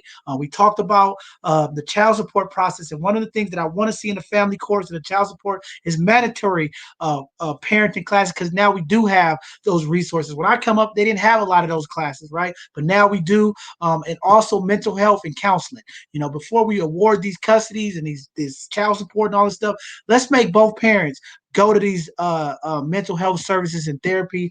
There's a lot of funding, and I'm not saying it's enough funding in mental health to take care of all of the service, but we have enough organizations advocating for funding in mental health. How do we tie those organizations to get those families direct services? Because a lot of time in the community, mental health services are not getting to the people, and we got to change that paradigm because our people need help, and it starts in those classrooms and it also start in those courtrooms. So very powerful stuff. But Daniel, did you want to say something?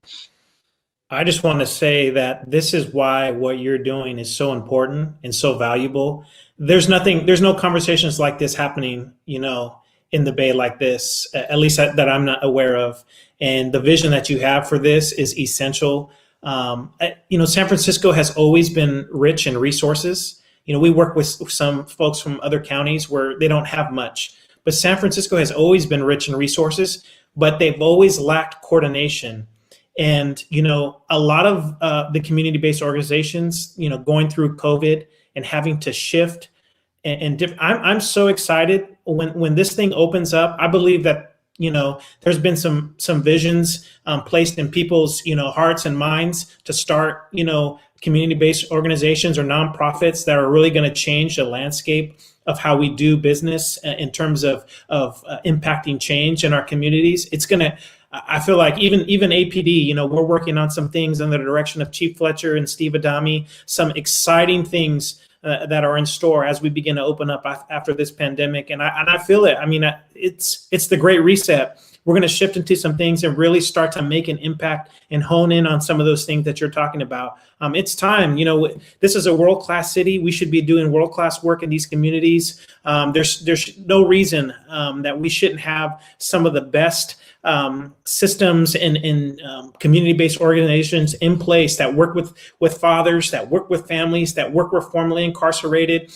And what excites me about it is that it's our people that are taking it back. It's people of color. It's people that are formerly incarcerated. It's people that know the system like the back of their hand because they've been through the system and they've come out on the other side. So I'm so excited coming up out of this as we start to open up, because I believe that there's going to be a big shift.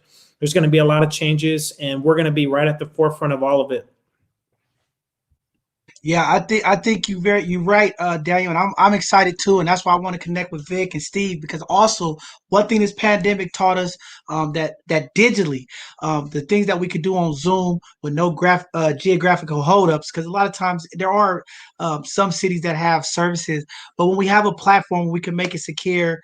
How do we connect? Because we have men all across this country that needs help. And now that we have the opportunity to use Zoom and different things, how do we take these organizations and these programs and really highlight them and get them out there so that multiple entities and people could get involved with it, right? Because sometimes we just need that. We got to connect, and yes, we're coming out the pandemic. In-person things are going to be great, but we don't want to leave out a group of men. And that's one thing I've been talking to some of the organizations of, yes, there's going to be in-person things. People like to physically see each other and be in those circles and things of that nature. But how do we also digitally have this, a way that we could digitally put it in the front a footprint so that people could see these conversations, have them, I think is very powerful. And I think that's what we're trying to do here, have these conversations so people at different times could come back, replay it, and feel like they are part of the conversation. And I mean, this information is powerful that you all are talking about today. And that's why it's good to have this up on YouTube and some of our social medias so that maybe there's a dad out there who didn't see this today, but he's bumping around and see it and grab some great information from you. So I think in the future, digitally, we still have to think about it. How do we keep that in place so that we can impact men across this country as well as our women across this country with some of the programming that's happening and the power of this media? We just have to use it in a way that we really can have a great impact on the community. So yeah, thank you. I'm excited too to see what all this is going to look like coming out, especially next week. The mask requirements are coming off and things are opening up. So it's going to be fun to see. Vic, you wanted to jump in there, or Juan, or we could jump onto one of the questions we have out here. Yeah, I would just say, I know we're talking a lot about, I know today's focus is the men, and we're talking about a lot of the resources that should be available or that are available. I also just want to highlight with the Adult Probation Department, we also have a Mothers Matter program that works with the women similarly to how I work with the fathers. And the purpose is we want to bridge that gap. We want to be able to bring Mothers Matter and Fathers Matter together to be able to work on whatever communication things need to happen for the families can, work together for the better of the kids. There y'all go. If you want to look it up, Women Matters, Man Matters. Those groups are out there. Vic's leading the way for the men, and there's some sisters out there doing it for the women. Phenomenal job. We got a question there. Ms. Kadari said, how can fathers adopt a more caring relationship with their children opposed to always feeling like they need to be the disciplinarians?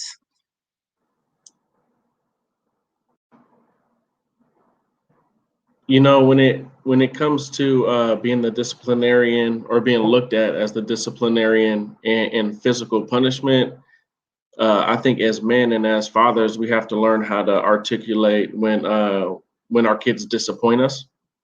And it seems like it's simple, but it's really not. Many of us don't know how to think when we're upset, and we have to sit down with our children and we have to try to explain to them and have a dialogue with them about the things that they did, how it affects us as fathers, how it affects them as kids, and why they should no longer do those things that made us disappointed. We have to find alternatives. So I think just being able to articulate our disappointments. Great stuff. I would say create spaces where there's no pressure. Like one of the things that we focus on in Fathers Matter is just trying to do creating positive memories with your kids, whether that's us doing a bowling and bonding outing, whether that's us going to a park and do a picnic, whatever it may be. Do something where the pressure's off, the kid could be the kid, and you can allow them to be a kid without you having to discipline them about stuff. And it goes back to that relationship.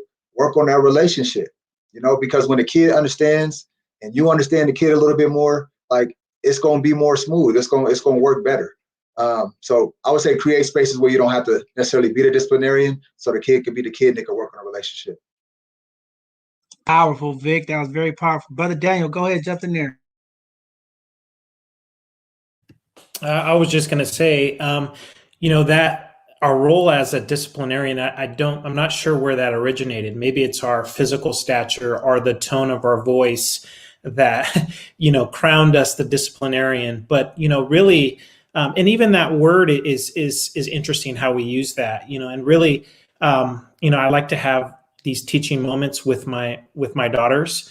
And really, I open that up. That's not a singular role for me. That's something that my wife and I balance in our roles with my daughters. And then also, there's ways to bring the community into that in different perspectives. And families are different. There's blended families, and what your family looks like might be different. It might not look like mine. But creating those spaces where there's these learning moments, and then you can invite and your child's voice is important in that. It's not a one-way conversation. It's communication, and communication is done in many ways. Sometimes it's not even words. And so how do you effectively communicate things how do you deal with failure? And what we talked about before, your children learn from watching you most often, and how are you coping with your own failures? And so I think that's important to think about. Man, that is deep. We have another question out there. We could jump in. I know we touched a little bit on it. What roles do mental health play in the absent fathers? We know mental health play a big role in why some of our fathers are absent. And then what advice do you all have for fathers and how to rekindle their relationship with children? Anybody can start off, but I think mental health is a big topic. And that's why I'm glad you brothers are here to talk about this, because mental health is definitely something that we got to hone in. But having all the guests, I know some had logged off because of Wi-Fi issues. I think that what Vic said about that, creating that safe space for vulnerability.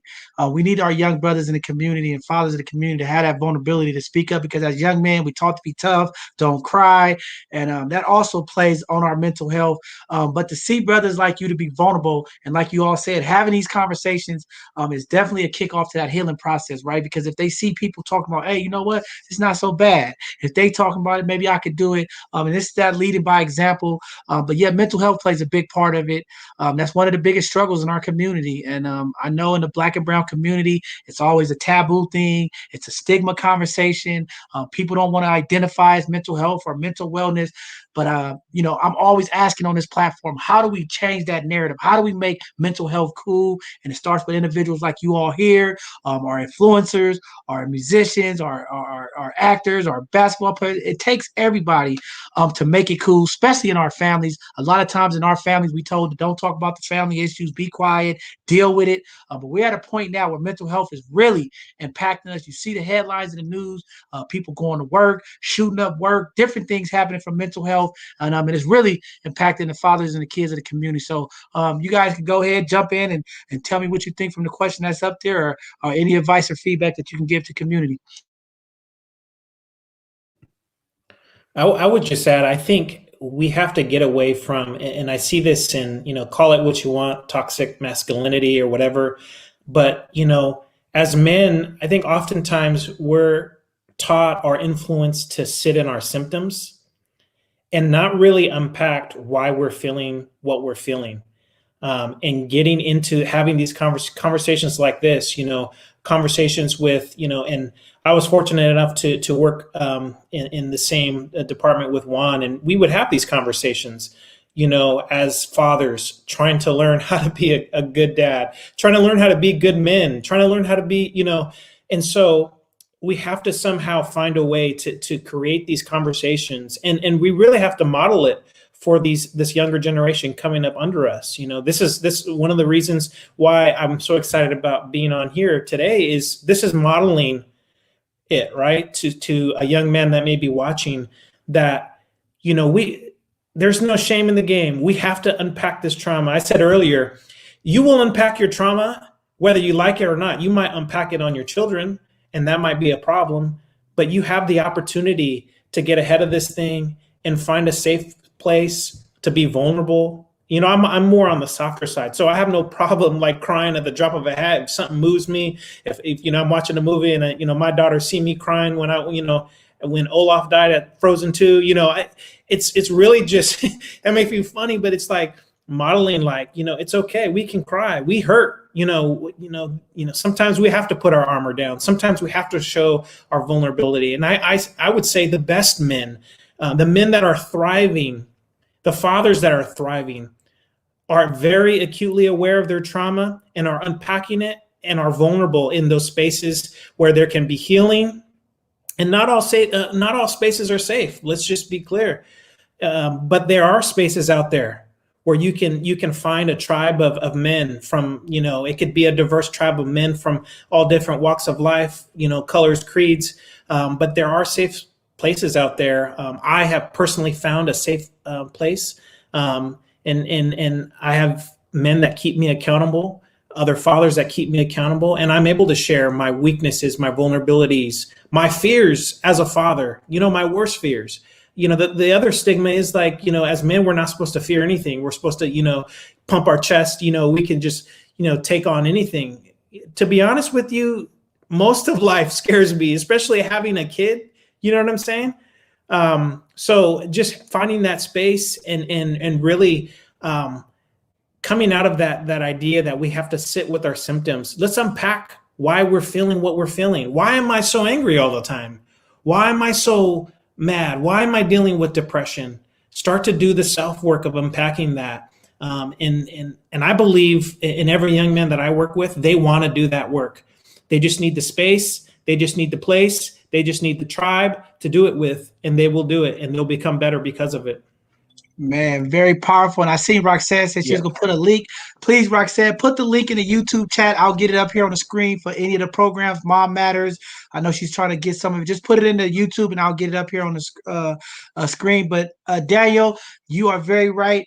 Unpacking this stuff is real, creating that space. Every week at Juvenile now, that's our new thing. You know, we had our young males talking about last week. Man, I don't want to hug another man. So I got up. I hugged all of them. Tell man, I love you because and then my brother Toriano, when he had his event, the swag event, we hugged all of the young people and tell them we love them. And I think our young people are, they're about show me, right? And I think what you hit on, and Vic said it earlier, we got to show these young people as men. It's okay. When we see other men, I always greet the other community leaders like, hey, bro, I love you. I'm proud of you. Give them that warm embrace, man. It ain't nothing wrong with that. We got to start. The kids got to see it. And, so I'm making that my thing. We always like engage when we see them. Hey, throw the little shoulder rub. We love you. Now we making it, man. Come here. Let me hug you, bro, and tell you that I love you because I think our young men need to see that. They need that it's okay. There's nothing wrong with that. So I'm going to keep doing that, hugging my young brothers. I want all of the men because I seen something on YouTube in Philadelphia where all of the teachers was hugging all of the young brothers in there, making them walk by and hug them. I think we need to do that. I think it's very powerful to show that level of emotion and that level of love to each other. I think it's just very powerful. I see Darnell getting back on. Let's see if we can get him on. But go ahead, Victor or Juan, jump in there. I'm gonna jump in, and yeah, it is unfortunate because as men, we do feel attacked. We do feel like we could be taken for granted, or we're considered weak if we're vulnerable, right? But honestly, if you think about it, vulnerability gives us the chance to be our true, authentic self, right? Because we're not hiding anything from nobody. We're being who we are. We're being who we're meant to be. And that's where it comes to, you have to realize self-love and being okay with being you and not worrying about how others look at you or how they perceive you or anything like that. So I feel like vulnerability is like, it's us living in our truest self. All right, I see D trying to get back on there. D, if you could mute your mic until you get focused. I think you're almost back in there. But go ahead, Brother Vic, jump in there. Yeah, sure. So like everybody said, mental health is real. It's definitely real. I think that everybody should know, like, there's levels to the whole mental health thing. There's people being diagnosed clinically with some, and then there's people just like day to day, like people have anxiety to return back to the community from being in this pandemic and having to be at home for a little bit. So it's different levels to mental health, but all in all, I think that hopefully the individual can identify and acknowledge their mental health may be out of whack and they need to, get it back under control. And if not, it could be a family member or somebody else saying, hey, look, their behavior is ironic. Maybe you need to get checked out by, psychologist or something like that. But it come with acknowledgement and tackling that head on. With the role that it plays, I hear a lot of dads say, my kid better off without me because I'm going through X, Y, and Z. We talked about myths earlier. That's a myth. Your kid not better off without you. There's a particular video that I play in my classes. It's about Ray Lewis. Ray Lewis, Hall of Fame linebacker with the Baltimore Ravens. And his father was incarcerated most of his life and he didn't have a relationship with him. And here we have, like I said, a Hall of Fame linebacker in the NFL getting paid millions of dollars. And he said he felt his life was incomplete as a man because he didn't have that relationship with his father, right? So what I want to give to the world is that fathers are important. Fathers do matter, right? Don't matter which you may have messed up on, you still have an opportunity to get it right. And for the kids don't care that you did X, Y, and Z back in the day. They care that you're here now because to them, you're dad, your mom. They want you present here and now.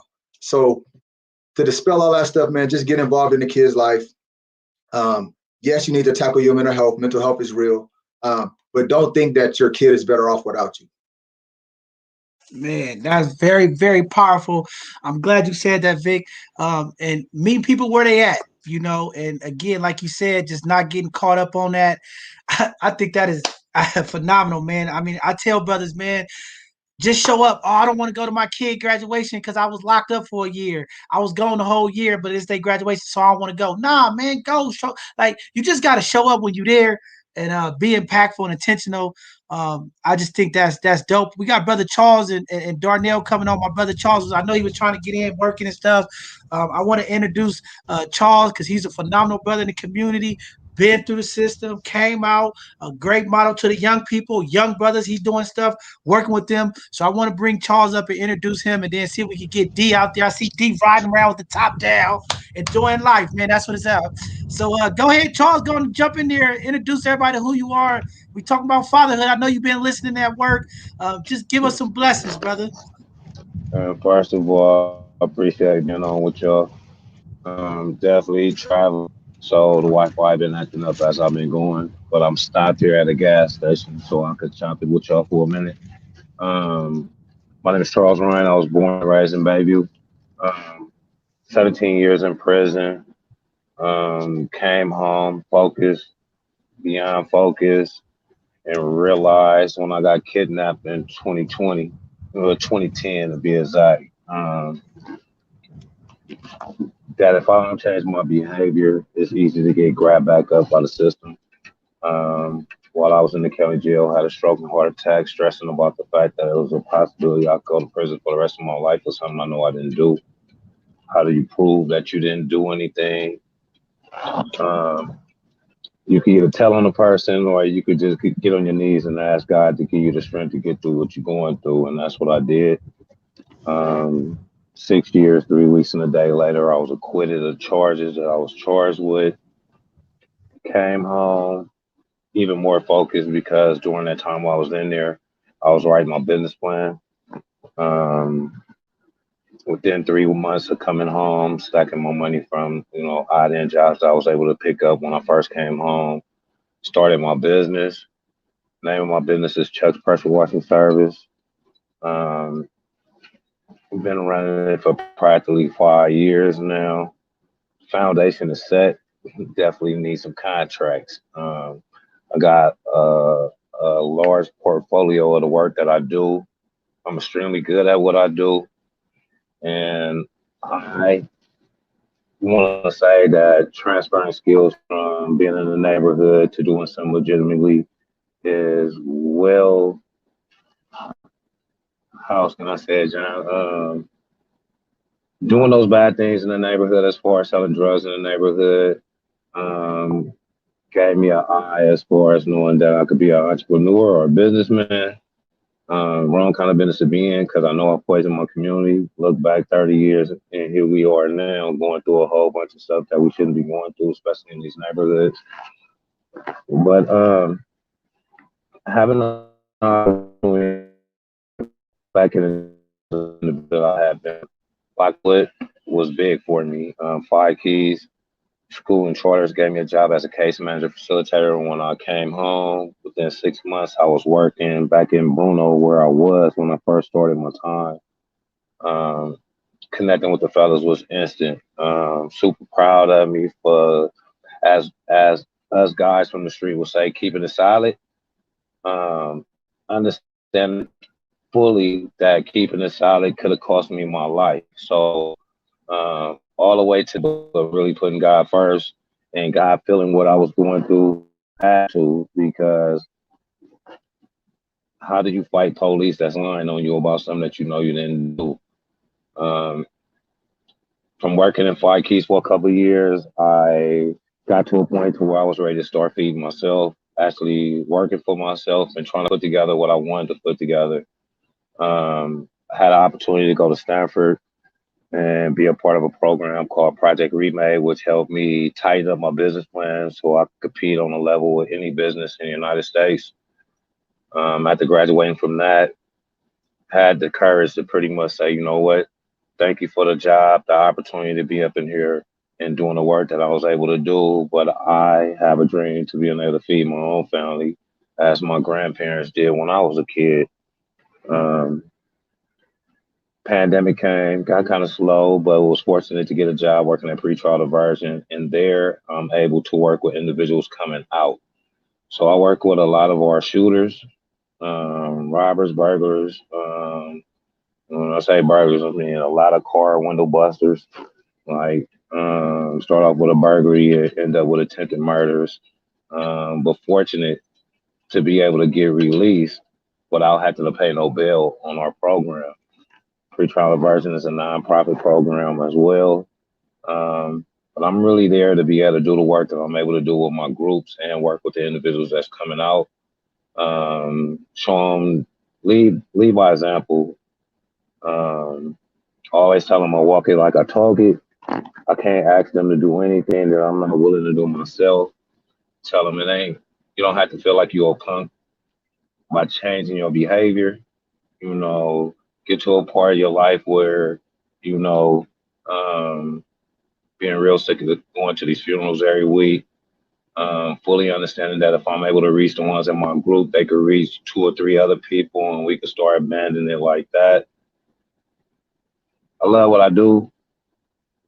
I'm a business owner, and John, I bring my group in why like this. I was a kid growing up in the 80s when the crack epidemic was going down, and not to be putting bright lights on or anything, but Pablo Escobar was the dude, you know what I'm saying? And when Pablo got knocked down, it can't be the same no more. So I got me a power washing machine, extremely big, to do whatever it is that need to be done when it comes to power washing. And I consider it as, my bundle, my shipment. All I need is gas and water, and the skill that I have in me to do a good job is what I do. So I'm a 5-star business. I'm A+ with the Better Business Bureau. Crazy thing is that I ain't getting no love from the city that I'm from. So I do most of my jobs out here in Contra Costa County, 50-mile radius of Antioch. I'm out here in Brentwood right now. Fit to go do a couple of estimates so I can get home and get ready for work tomorrow. The group that I teach at Pretrial Diversion is Thinking for a Change. My supervisor asked me, did I want to change the name of the group so it could fit me and the life that I'm living and the life that we would like to encourage those that's coming home to live. And I said, no, because at the end of the day, we do need to think for a change. Instead of reacting, we need to think, play things out. John, we from the Bayview, and although I'm not living in the neighborhood right now, there's too many kids dying and there's too many G's around my age dying. And it got to change, man. And yeah, providing jobs is definitely a good thing to be able to provide to young brothers, but we got to encourage them to have the heart to step away from what they're doing. And I think I'm making headway with my groups because, again, I got a lot of these guys who cases are in the news media and had the opportunity to get out on ankle monitors. And I totally let them know, if you're not out on our program right now, you're sitting in that county jail suffering. You're going through, it's a nice day out here right now, and you stuck up in there in orange, and they putting your court date on 60, 90 days, and you just sitting up in there. Now you have a chance to do what John always says, change the narrative. You got to change it, man. You got an opportunity to walk in a courtroom with your own clothes on and present who you are as a person instead of trying to play hard because you're in orange. That's pretty much it, John. I do a lot of stuff, That's why we brought you on. We want to recognize you as a father and one of the community people that's doing to impact our community. We appreciate you, Charles, and that's why I wanted to make sure that we acknowledge you as well as a father and a husband doing the things that you do. We need to see it. So we just happy that you was able to join us. I know you mobile, doing your thing. So if you can hang in there with us. If you got to go or if you lose connectivity, don't worry about it. But we got 2 questions. We got about 15 minutes. I got to get these brothers out of here. I try to be respectful of the time, but I want to get these 2 questions answered. And you can hang on and answer it if you need to as well, if you can as well. But I want to go ahead and get these last 2 questions out because I think the community needs to hear this. And I think this is powerful. If there was just one lesson that you want your children to take with them into adulthood, what would that be? I would like all you guys to kind of, talk about that one. And then the other one is, how have your children changed you? So now that you are fathers, how has that fatherhood changed you? So those 2 questions, I got the 1 question in the bottom, and then we can answer the last one. And then I got 1 question as we wrap up the show for the day. So if you got anyone want to start, go ahead.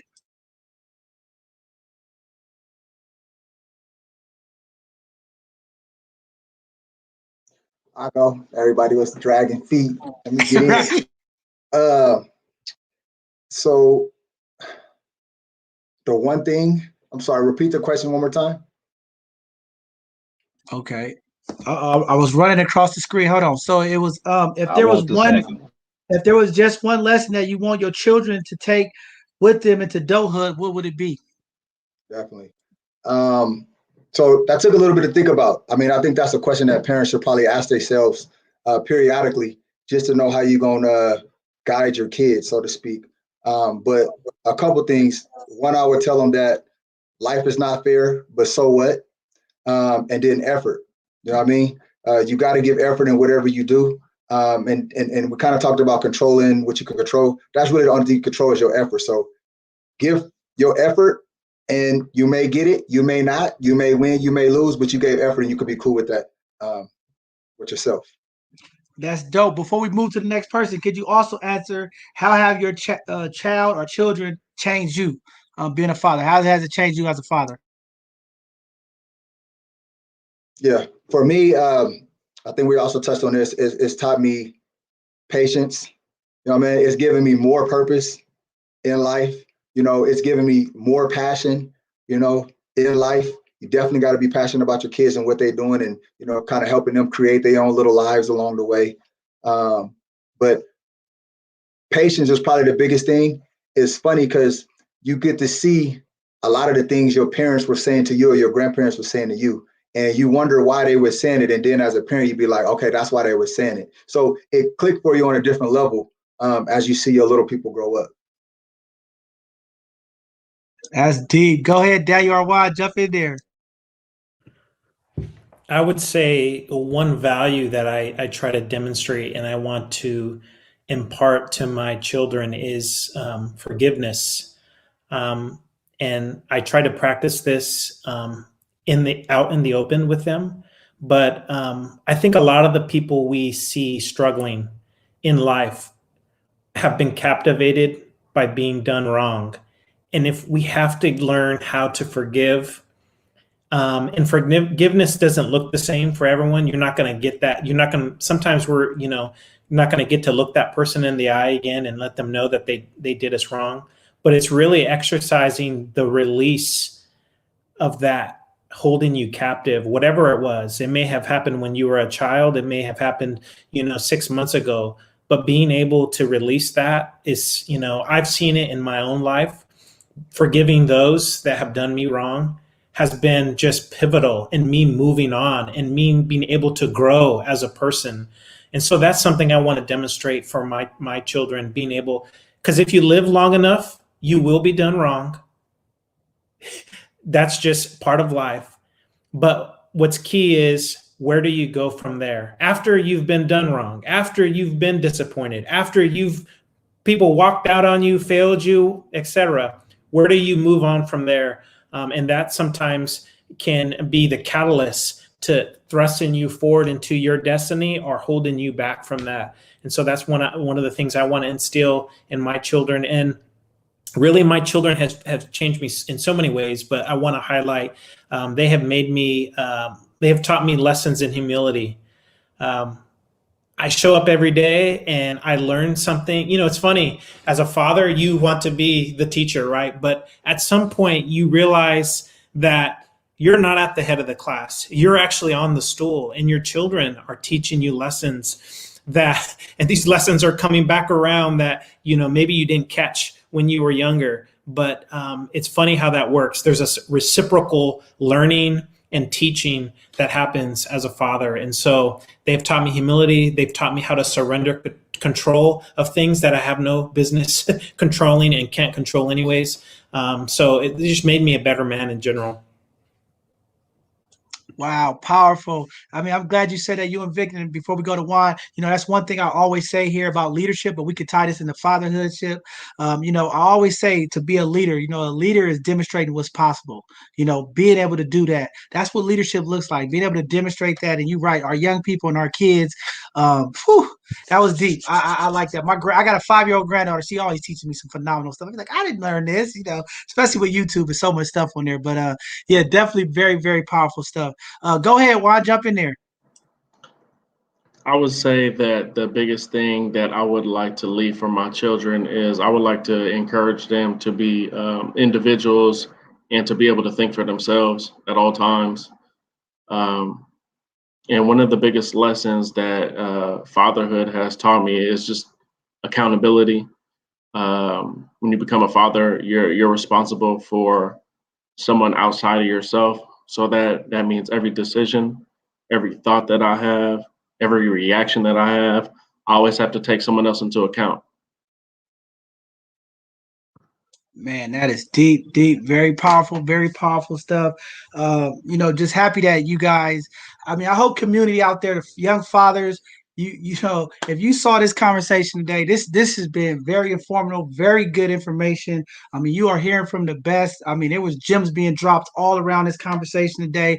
I hope everybody on there really appreciate that. I see some of the comments out there.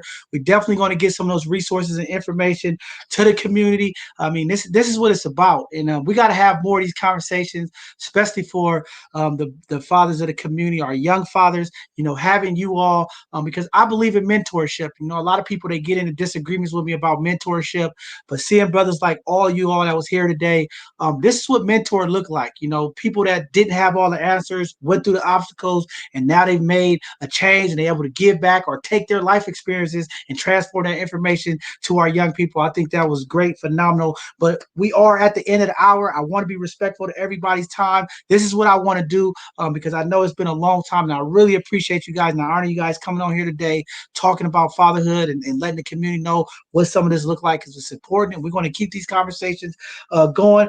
But what I want to do is give each one of you a last word as we close out this segment. What piece of advice would you give to a new father, to a young father, or a man in the community? I want everybody just to have a little going away word before we close out this segment, because I think it's needed. And I think every time that we do have an opportunity for men to uplift their voice to other men, as a young man in the community, from your perspective, given the professional background that you have and the things that you see, leave the community with something that's going to bless them as they come back to watch these, because I think this is the time that we make sure from the heart we talk about this advice and what we're going to do, because we want to move this community forward, and we want to move our young fathers forward in the black and brown community. And it starts with great guys like you and the others, Charles and Darnell, that came on today. And I'm sorry we D dropped us with his phone, because he was going to give us something great. He's always getting good gems, but we'll get him back on here, community. But with that being said, we can start with you, Vic. Give the community, give the young fathers out there some words of inspiration and advice that you could give them from fatherhood and some of the things before we close out today. Definitely. I would say it's okay to make a mistake or mess up. You're not going to be perfect. That's part of life. So you make your mistakes, and then you recalculate, you recalibrate, and then you get back on a horse and keep pushing. And that's being an example for your kids. So, excuse me. The next thing I would say is involvement. No matter what you think you got going on, be involved in your kid's life. Wow, that was powerful. Great stuff. Please do that, fathers out there, no matter what's going on. Y'all heard it earlier. Stay in your kids' life. Keep fighting. Keep giving them information and embracing them and showing them love, especially the fathers out there with sons. Please embrace them young brothers and show them some love because they need it. It's very important. We're going to go ahead and move on to Juan. Go ahead, Juan. So I'll just leave everybody with be consistent as a father, find the inner strength so you can endure this journey of fatherhood, and teach your kids who they are, give them a solid foundation. Deep, very powerful. Brother Daniel, been dropping gems all day.